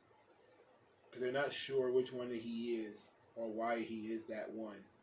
They probably shouldn't have to, you know. But it is what it is, you know. I can tell that those guys are writing about the seat of their pants. They're basically like what Image Comics turned into. Because, you know, those guys are just interested in pretty pictures. And they were like, wait a minute, I got to write a story? Oh, that's tough. That's hard. Why'd I do that? And Mortal Kombat guys are just kind of like, hey, I want to be able to kick somebody's head off their shoulders and rip somebody's heart out their chest. Wait a minute, I have to write a story for this? And then you come back to it later. Did you see Everything Everywhere All at Once? I meant to watch it. I haven't watched it yet, though. That's one of the movies that's kind of on my queue. That everybody kept saying that I should watch it, but I haven't watched it yet. There's quite a few movies I probably should have seen by now that I haven't. I really don't have the patience to sit down and watch a whole movie anymore. Depending on what it is or what it's about, rather. Like, I saw Everything Everywhere All at Once and just basically said that it was like Jet Li's the one. Because that's the feeling that he gave me. And it's all the different universe versions of this woman. And I was like, didn't Jet Li already do this movie? And I didn't bother to watch it after that. After I connected it to Jet Li's the one, I was done with it. I love Jet Li's the one, though. But I was kind of like, well, I don't need to see the female version of that. Dead ass. I haven't read a Ninjak or Exo Manowar comic in 8 years. Good for you. The Ninjak comic sucks. It sucks. I remember seeing the cover for, I think it was Ninjak 14, like 2 years ago. And they was going to introduce the black female Ninjak. And she was going to be like, oh, she was like Ninja L or Ninja M or something like that. And I was like, maybe I'll pick that up. Maybe I'll, because she had the big bushy Pam Grier afro and everything. I was like, oh shit, this could be fun. I want to see what that's all about. Thankfully, I was cheap as fuck, and I read it online first because it was awful. It was covered in wokeness. It was bad. It was so bad. Now, Shadow Man never got that bad. Shadow Man is my favorite when it comes to Valiant. I have more Bloodshot in my collection because I liked the who wrote those Bloodshot issues that I liked. I forgot. I think it not Charles Soule. It's not Charles Soule. I was about to say that was about to lie. It'll come to me eventually, but. And I liked those series as I was reading them in bootleg form. I just went and bought the trades. Shadow Man, I liked the Shadow Man series. It's over for some reason. I don't know why. But I have a couple of Shadow Man trades. I really kind of like that stuff. But Ninja K or Ninjak or whatever they want to call it, I haven't been reading it. Even though I'm predisposed to liking that kind of stuff. Exo Manowar, never really been my thing. I did kind of like Eternal Warrior, though. Once I learned that it was based a lot off of Michael Moorcock's Eternal Champion, I really like that idea of, this guy kind of lives forever. He gets killed, he goes back to, like this dream world or whatever.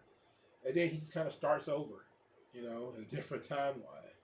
Like, he can't die. That's pretty fun. But they don't know what to do with the concept.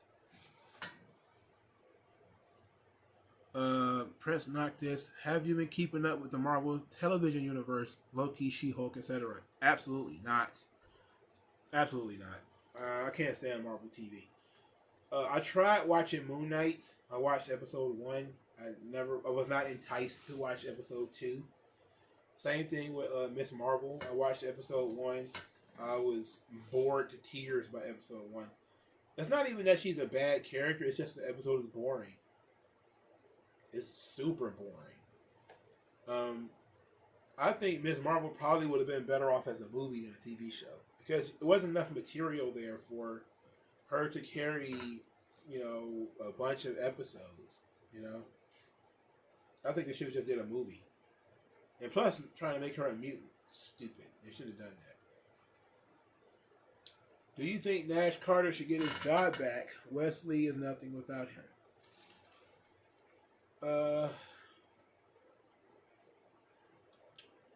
I honestly don't think he ever should have been fired. I really don't think he should have been fired. I think he should have been suspended for a little while, and then they brought him back in a couple of like a month or two later, and that's it. That'd have been more than enough for something that a guy did before he even worked for you a long fucking time ago. There's no reason for you to go out of your way and destroy the fucking guy's life like that. It doesn't make any sense, bro. We don't need that. Park and Hunt. What is your favorite movie outside the Marvel Cinematic Universe? I'm guessing you mean favorite Marvel movie outside of the Marvel Cinematic Universe? Because if that's the case, it'll probably be Blade. Hey, how y'all doing? Because Blade fucking rules. Blade rules.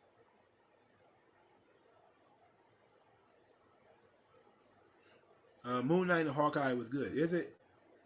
I don't know. I'm not a big fan of Kate Bishop. So I'm not a big fan of Kate Bishop. So I avoided the fuck out of that one because of Kate Bishop. I'm not even gonna hold you up. I heard Kate Bishop was gonna be in there. I was like, oh no, oh no. I don't want to watch a Kate Bishop TV show. I like Hawkeye, but I like him as a character, and I like his the Hawkeye comic books, but participating in anything that got to do with look, I'm not even gonna say that because there's some good Kate Bishop stories out there. They just don't necessarily come out that often, you know, which is really unfortunate because there's possibilities there for her as a character. Riddle got accused of stuff, didn't get fired. Yeah, there was no pictures of him doing the shit though. There was pictures of my man doing a Nazi salute. Like, you can't overlook that, but you shouldn't have fired him for it either. Don't waste it. She-Hulk is a very annoying show. All the men are presented as either weirdos, sex offenders, narcissists, or super rapey. The women are presented as perfectly trustable, mentally sound people. Well, isn't that always the case? Welcome to the... Every man is a giant man-child who can't think further than his penis.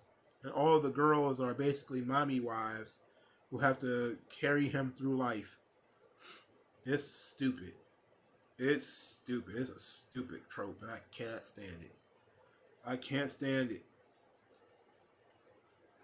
It's such a dumb trope. I hate it so much.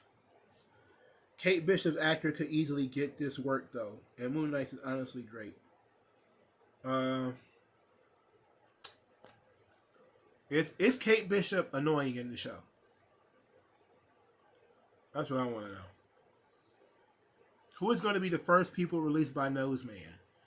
I can tell you right now, it's probably going to be Lacey Evans, Veer,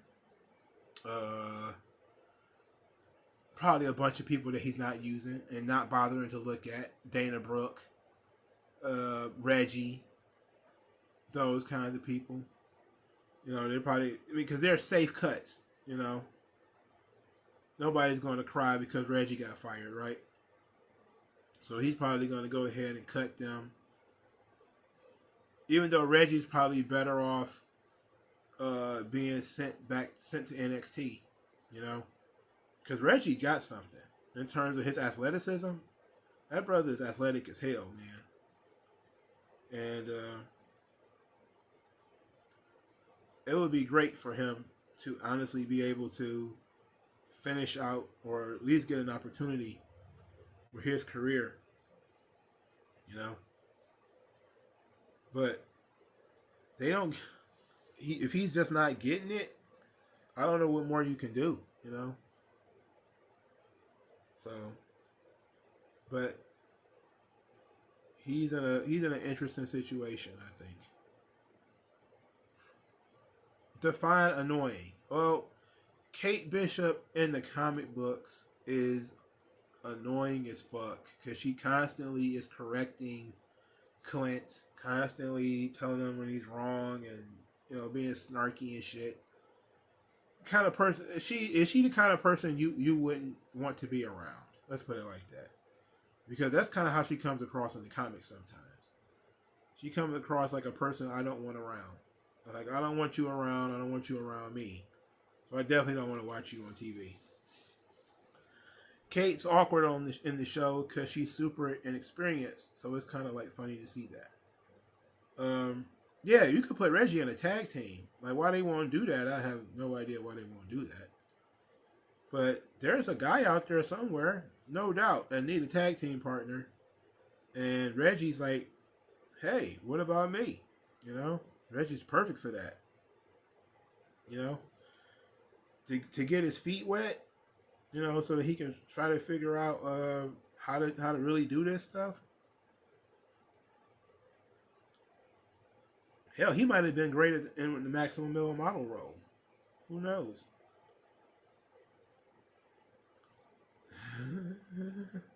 That might not have been too bad for him, huh? But yeah, I like Reggie, but I'm pretty sure Triple H is gonna cut him. I just know he's gonna cut like Baron Corbin and motherfuckers like that. It's wild, you know. But I can tell that he's gonna, because he has no interest in using some of those people. Yeah, I like Lacey Evans. You know, there's no good reason to cut her outside of, especially if you compare, her reactions to the reaction of the people Triple H actually like. You know, he actually likes like literal garbage tier wrestlers like that. What's that girl? Dakota Kai. Like, she's literally garbage tier. He says, yeah, Kate does come off like a know-it-all, rich kid, and you ever heard of Dr. Octagon albums or MF Doom, my favorite rapper of all time. I have heard of MF Doom. I really didn't like his music though. I hate to say it. I never really got it. I never really understood it. Dr. Octagon I've never heard of. And clearly I've heard of Ghostface Killer. I had to be a fool to not have heard of Ghostface. You know. Ghostface is the man. Listen to Apollo Kids. Always. That song is fucking motivational. Let's see what we got here. Corbin's getting that JBL gimmick upgrade. Well, we'll see. Because it's been 2 weeks and I ain't heard nothing about it. So, I'm pretty sure he's not advancing where he's going to just drop things without saying anything. But he ain't said nothing about this. And this is kind of stopped. So, it's hard to tell.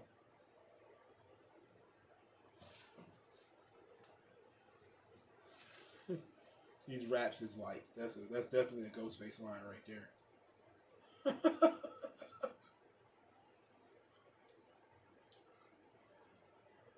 I know a lot of people that like MF Doom though. I just never got into it personally. Like, I tried. I think I listened to, what's that called?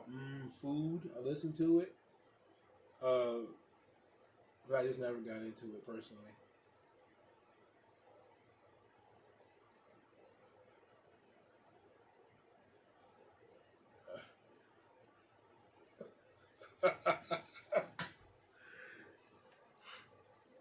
We don't need to hear about him. You don't need to hear about Corbin? Interesting. I don't know about that one. I think we should get some explanation as to what's going on there. The album Mad Villainy is really good. I guess that's an MF Doom album. Yeah, but I think I heard it. Food was the classic and all this, that. And I'm like, okay, I'll listen to it. So I was like, all right, I'll listen to that.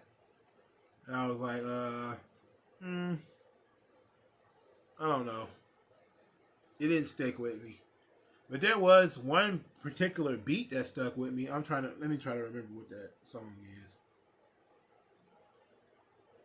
I'm pretty sure this might be the only MF Doom song I ever heard. That I actually remember. Yeah, I think it's Rap Snitches.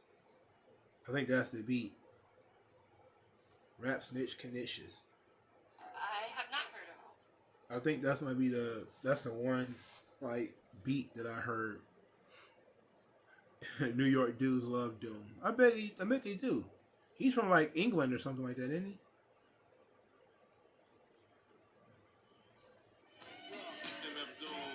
Yeah, this is it right here. Yeah, that was it. I forgot somebody. I think somebody rapped over this beat, or I heard it on a different song or something like that.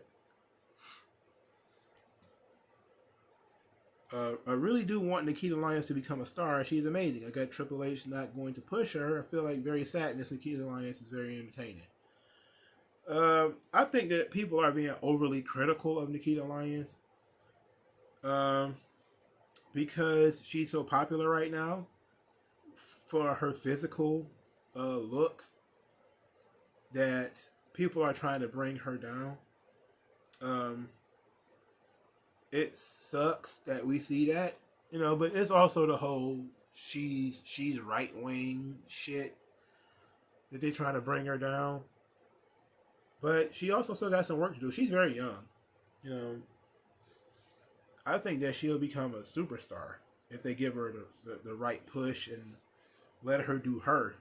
But I just can't believe that when she was in WoW, she didn't have that much weight. She was not that big bodied at WoW. She was a lot slimmer. So that means that between WoW and WWE, which wasn't that long, it had to be like a year and a couple of months, she got bigger and thicker. And that shit's crazy. And you see some of her music videos, Jesus Christ. Man. Wrestling is a visual medium. I don't give her nobody's say. She'll learn into the role. She'll grow into it. Let's put it like that. As long as she don't try to, do too much, she'll grow into the role. All right? She'll grow into it. WWE will make, if they really wanted her to be something, she'll grow into it, and they'll just be like, okay, I don't care how many people you have to drop on your head. Doom grew up with my uncle in Long Island. And you ever see how many black women be spitting venom at Nikita Lyons because black men like her on Twitter? They're actually genuinely pissed about it. Yeah, there's a lot of jealousy. They jealous as hell, boy. Their eyes green as a motherfucker. Their eyes green as hell. I'm telling you, man. And the crazy thing is, it's not just that the black men like her on Twitter. It's that she likes them clearly. Nikita Lyons like them dark. You can look at her and tell she's a black girl who appreciates. She's a white girl who appreciates the chocolate brother. Like I'm tall, dark, and handsome. And they're like, no, she gonna take my man. She's already taken him. Like, yeah, you be lucky if she get him back. You be lucky to get him back. Yeah, that girl bad. And she's young too, so that make it even better. It's like, man, she looks fertile as fuck. Like, she posted a video on a jacuzzi. What was this the other day? And it was like some kind of R&B. I think it was like kind of Mexican song playing in the background. She's just like dancing in a bikini or whatever. And I'm like, she's just doing basic, regular shit. And everybody's just like boiling. Like boiling. And you can tell that folks are boiling over that shit. You're like, she's just doing regular stuff, man. I remember they were so hot over the nunchucks thing. They were mad as hell about the nunchucks. I'm like, what the hell? She don't even know how to use nunchucks. I'm like, you don't even know how to spell it. Niglet. Spell it. Spell nunchuck. Shit. Nikita Lyons likes brothers. JC Jane on Toxic Attraction does too. Yeah, she does.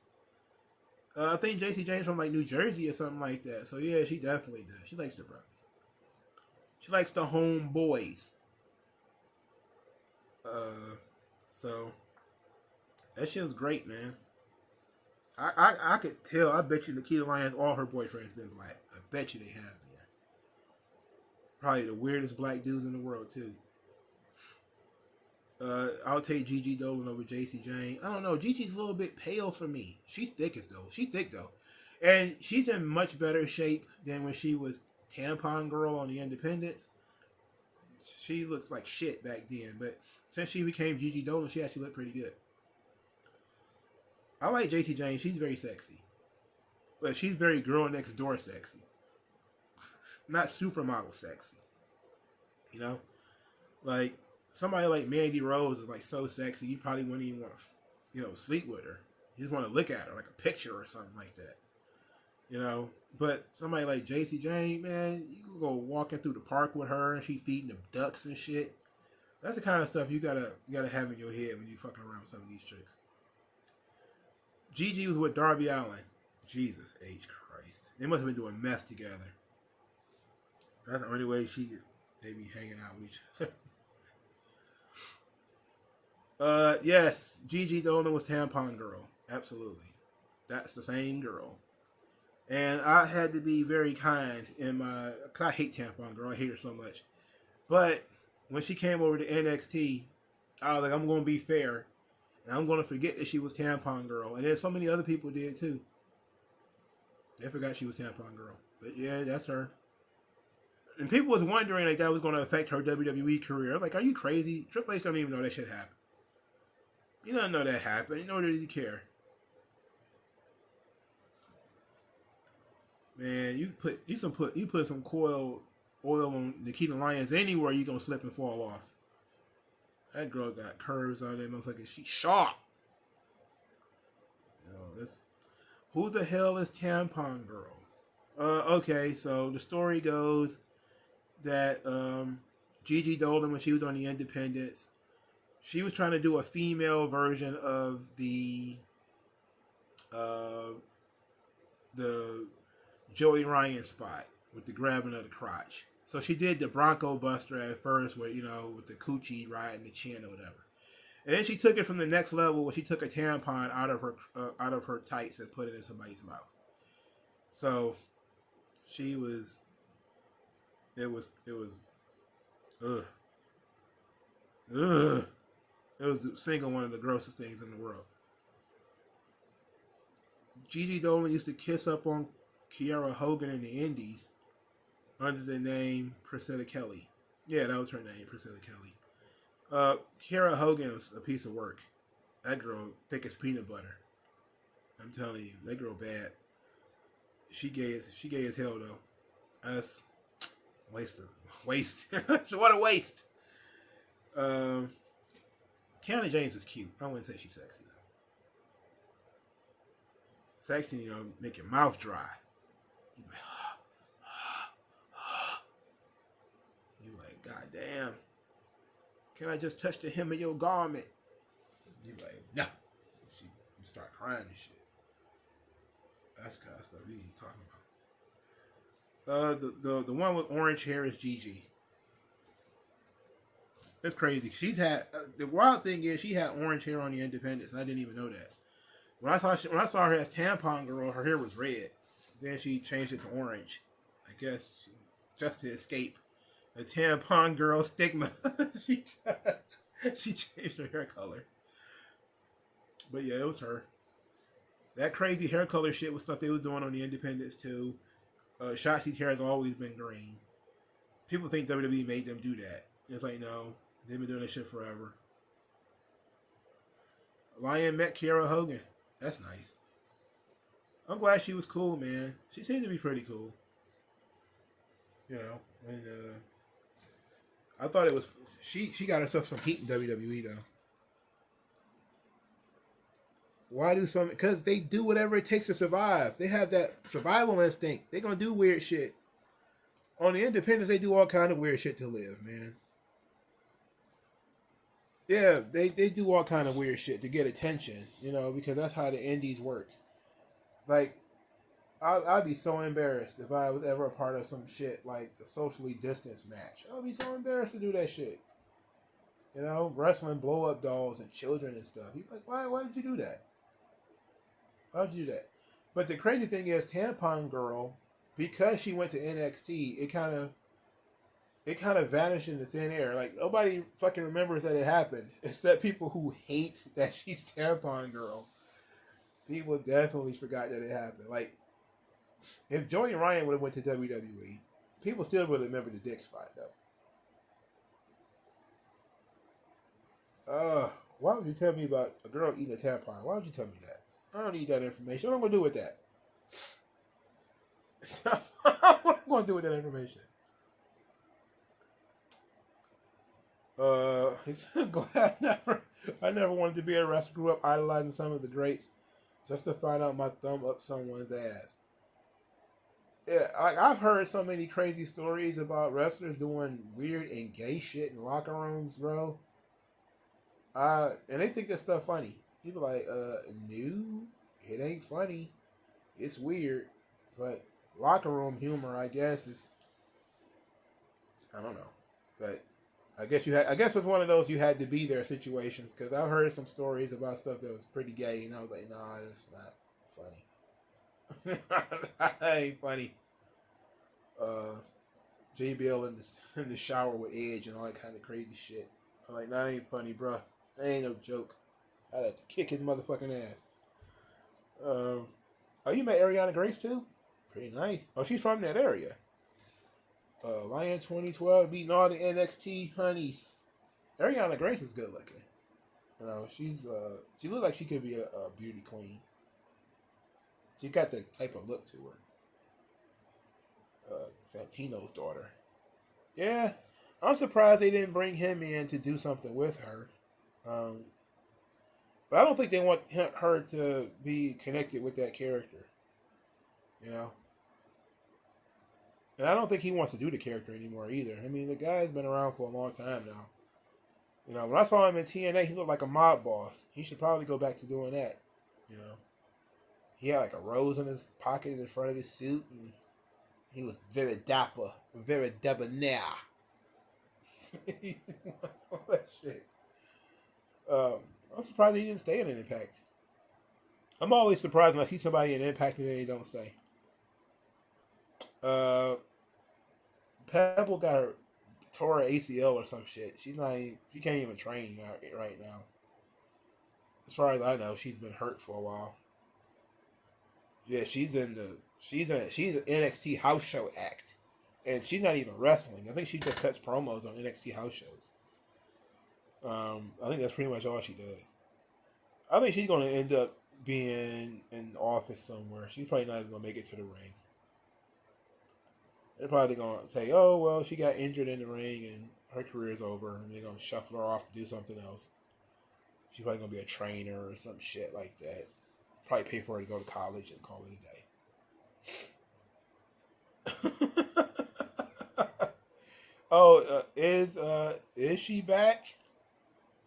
Because she ain't on TV yet. And I know her 2 years got to be up. They said they're doing a 2-year rotation on NXT talents. So I know Ava Rain's 2 years got to be up. Even though she was 18 when she signed. I think she's almost 20 now, right?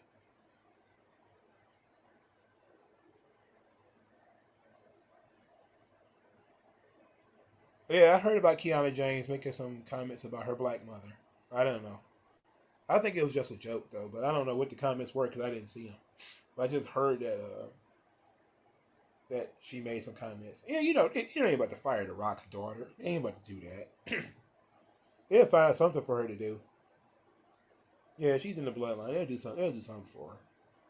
You know that. I'm surprised they fired Nia Jax. They probably just got tired of her shit and her hurting people and being stupid. Having rocks for brains can't fix the problem. Because your boy John Laurinaitis, he went through all the trouble of finding all the hottest of hotties for NXT, and I'm hoping that Triple H doesn't go start hiring all these mud ducks. Speaking of mud ducks, Abaddon, girl from AEW, have y'all seen how she changed her body? It's like straight up, Abaddon used to look like Miss Piggy. She was chubby all over the place and stuff like that. And I remember seeing her on TV and everybody started making fun of her for being fat. So this is over a year ago. And now she's actually chunky and she's kind of cute. Nice little booty on her too. She worked out. She did it up. They'll never use Abaddon correctly in AEW. She needs to get the fuck out of there. She needs to get an NXT contract immediately.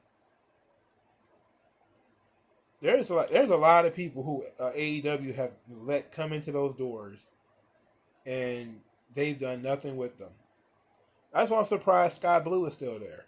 I think they said they signed her, but Sky Blue is beloved by the fans, yet they have found nothing for her to do. Like, why can't you find nothing for her to do? They had that other chick. I think they had Christy James. They had Amber Nova. They had a couple of chicks come into AEW Dark. They do nothing with them. Why nobody has signed Natalia Class, aka Selena De La Renta? Is there a reason why she does? Does she not want to be signed?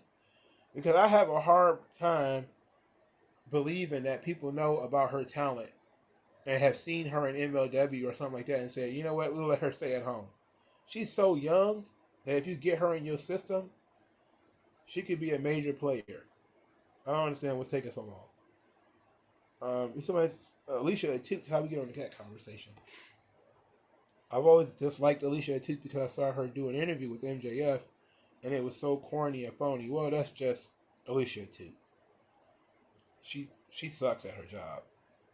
The interesting thing about the Alicia Atuk is that she sucks at her job really bad, but she calls herself the interview queen, and she's really bad at it. She's not good at all at interviewing people at all. Yep, they sure did had Corey J stuck in AEW Dark, and I'm pretty sure they get an attitude when the people just bounce. But I remember they had what was her name? Alex Gracia. They had her stuck in Dark too. Like, she was at one point pretty popular on the independents. Willow Nightingale is another one. She's pretty popular on the independents. Like, what's going on here? What are they doing? What other MMA girl? Not Valerie Loretta, because she's been there for a couple of months now. I wonder if she's going to start yet. If they ready? Well, I think she said she's going to be on TV in December. I think that's when the next cuts are going to be. It's probably going to be in December. They didn't do June cuts, unless they did them very quietly. But I think when they bring in the Valerie Loretta's class, there's going to be some people leaving. That's probably when you're going to start seeing a lot of those people who have been like Boa. He's probably going to get cut. A couple of other ones going to get cut. I just hope they don't cut anybody that actually like. It says Tony Khan hates pretty women. He just don't know how to book pretty women. You know, he tries to make everybody the same. It makes no sense. You can't do that. You have to use what people have.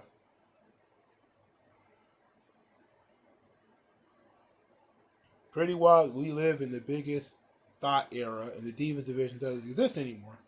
Looking at one of those NWA girls on Instagram, and these pics are mad sexual. Is it Allison Kay? Because I know she does like OnlyFans stuff too. And it might be Marty Bell, because she also does like Instagram stuff, Instagram and OnlyFans and shit like that. I stumble across that stuff every now and again. I don't necessarily go looking for it. I assume they all do it. You know, that's the thing. Like, I assume they all take bikini pictures and they got some topless pictures out there somewhere. You know, they're women, and their job is to get attention. So they're probably always on Twitch or always on Instagram or whatever.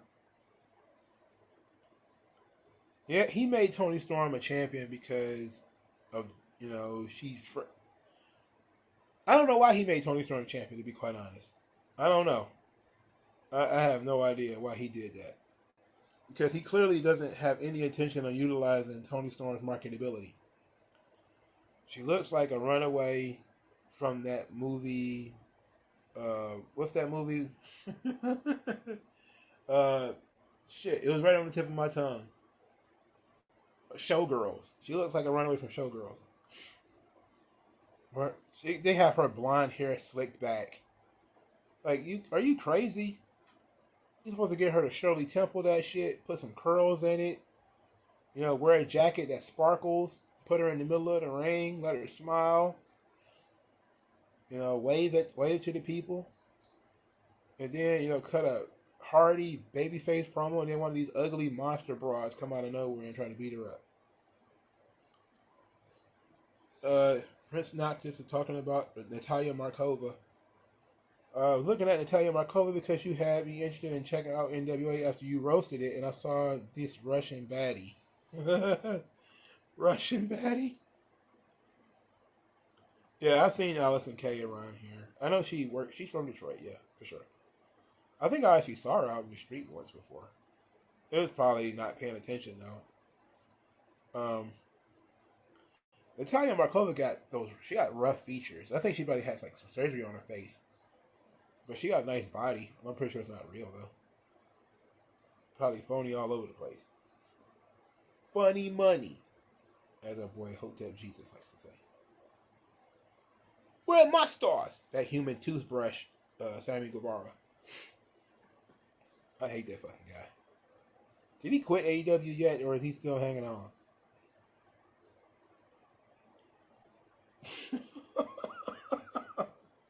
Russian baddie. Oh God, I wish NWA would get it together, man. I really do. I want them to tighten up so bad. Cause it was like 2 years ago when NWA was some of the best shit on TV, and then they allowed themselves to get raided. Pretty much everybody on AEW's undercard should leave and go to NWA. Just imagine if that was to happen. If like the Varsity Blondes, Sky Blue, a bunch of people in that range who not being used on AEW but are constantly on Dark, if they was to skate off and just join like an NWA or something like that, they could really help and really get some exposure for themselves rather than sitting and fucking catering behind Jericho and Claudio and shit. Yeah, Josh Alexander started. You really see him a lot on the street. Prince Noctis, just beware if you aren't into girls whose best friend is their plastic surgeon, since Natalie looks like she was built in a lab with all that surgery. The only one who looks worse is a literal human mannequin. What's the girl name from NWA? Is it Maya? Faye? No, Washington. No, Valentine. What's fucking her first name? Faye Valentine from Cowboy Bebop. You can tell I'm getting tired. Oh man, how could I possibly miss Marina Shafir's awful promo? You know I know about that awful promo. She was walking around in that Monkey D. Luffy hat. She looked like a straight damn fool, kicking the turnbuckles and everything. She was throwing a fit.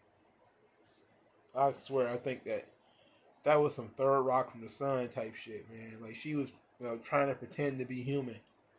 And May Valentine, I was close. Lorenzo Granger misses Brooke Tessmacher. She was sexy. She was a good performer. She had big titties. I'm sorry. I didn't mean to put it that way, but it's true. She had huge titties. If that's the girl I remember correctly, I'm pretty sure she just had huge titties and was about to burst out of them joints. Those joints about to break her shoulder blades. Oh yeah, Marina Shafir's promo was super bad. It was easily one of the worst promos of the decade. And man, top 10 awful promos. You know me. You don't know me. You don't know me. I'm like, oh, please tell me more. It's riveting shit you got going on here. I want to see Ivy Nile versus Shayna Baszler feud on the main roster. I don't know what for. They're just going to have Shayna Baszler lose every fucking match. And Ivy Nile shouldn't lose to anybody. Look at them arms. That girl jacked to the gills. What's going on here? Like, I can understand why they, I think that them keeping the belt on Mandy for so long, you do want to see her make somebody, But I think if you're not going to put it on Nikita, Ivy is probably the best. Or, maybe Roxanne is probably the best. I don't know. Yeah, I can't. Natalia Markova, I can't stand it. And then I saw her in House of Glory, and she was not good. She had a match with, I forget who. It was another female wrestler. It wasn't good. And her English is the dog shits too. It was just not all. It was not good all around. They had a Queen Bee match in NWA, bruh. What the fuck was that supposed to be? And they did it again too, bro. Like what? Why would you have one 2 weeks later? You had a Queen Bee match to crown the first Queen Bee. And then you do the shit again 2 weeks later. So now it's a different queen. Come on, bruh. Why would you do that? You don't know me. That's my purse. What the fuck?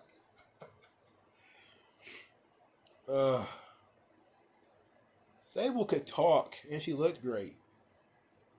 I don't know, man. If Sable talked like Marina Shafir, they wouldn't put the belt on her either.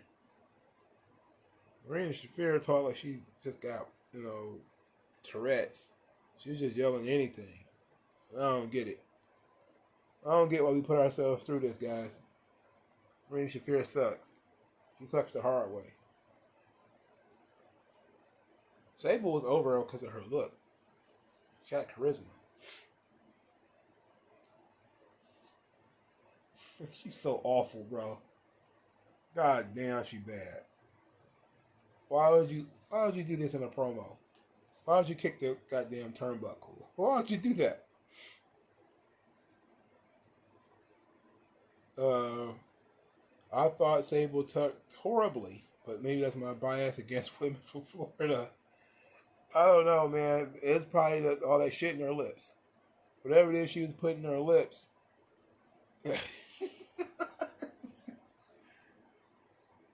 For the women who want to be me and the men who come to see me. God, you could tell Vince Russo put those words in her mouth. Jesus H. Christ.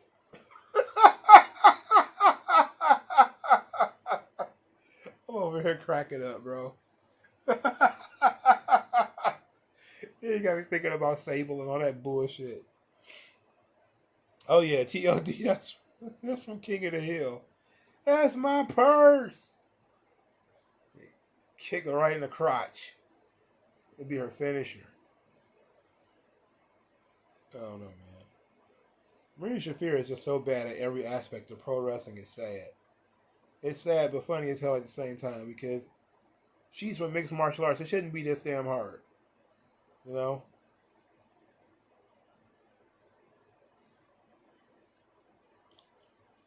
Who would you rather tolerate in a wrestling company, CM Punk or Austin Aries?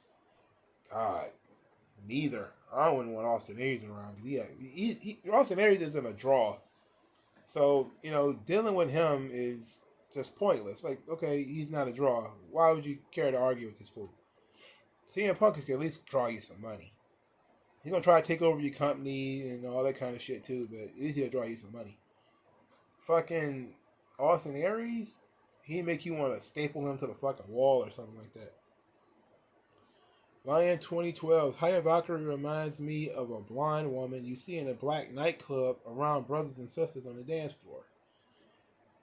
Really? You think Taya Valkyrie parties with black? Well, she hangs out with Mexicans all day. Like she left home and moved to Mexico and learned Spanish on her own. So yeah, I can see her hanging out in the hood. She probably drank a couple of 40s.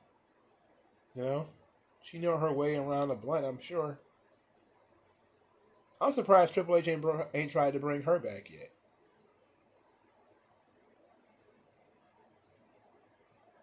Yeah, Marina Shafir was one of the layoffs. She's one of the people who got cut. I'm pretty sure she's one of the reasons why Roddy Strong want to get the fuck out of WWE too. I'm pretty sure they're gonna let him go. Austin Aries is just why? Yeah, that's the question. Like why?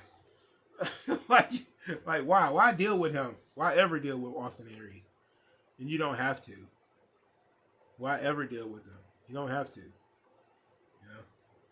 Not saying he's a bad performer or anything, but he's not going to draw you any money. So, why do we care about Austin Aries? I'm getting kind of sleepy. Might start wrapping this thing up. Any further comments? Taya Valkyrie used to live with her brother. Oh boy. Was he Somalian? She laid up with Somalis? I am the captain now. That's fucked up. That's all he's known for now. That's not right. That's not right. But it apparently is right. It's all right. All right. I guess no more comments. So I guess we're going to start wrapping this thing up. Thank everybody for coming out to the whole 3-count rumble. We talked about a lot of things.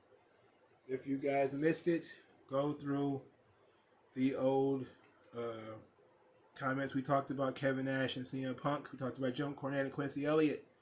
We talked about Wade Keller speculating about CM Punk leaving AEW. We talked about the NXT World Domination plot. I don't think we talked about Swerve being a crossover star. I kind of forgot about it. And we talked about Maria liking the Divas title and Trish and Mickey hating it. Wait a minute, we got some more stuff popping up. Taya is really cool in Mexico. Yeah, we talked about the Trish and Mickey James talking about the Divas title. Yes, I've seen Max the Impaler. Yep. How do you feel about Tyler Breeze? Did you ever like him when he was in WWE? I liked the early stages of the Tyler Breeze character. When he was, in NXT in his early days, I liked it. I think it went on a little too long, though, and it was a mid-card gimmick. It was never going to be a main event gimmick. All right. Thank you, guys. Share this video.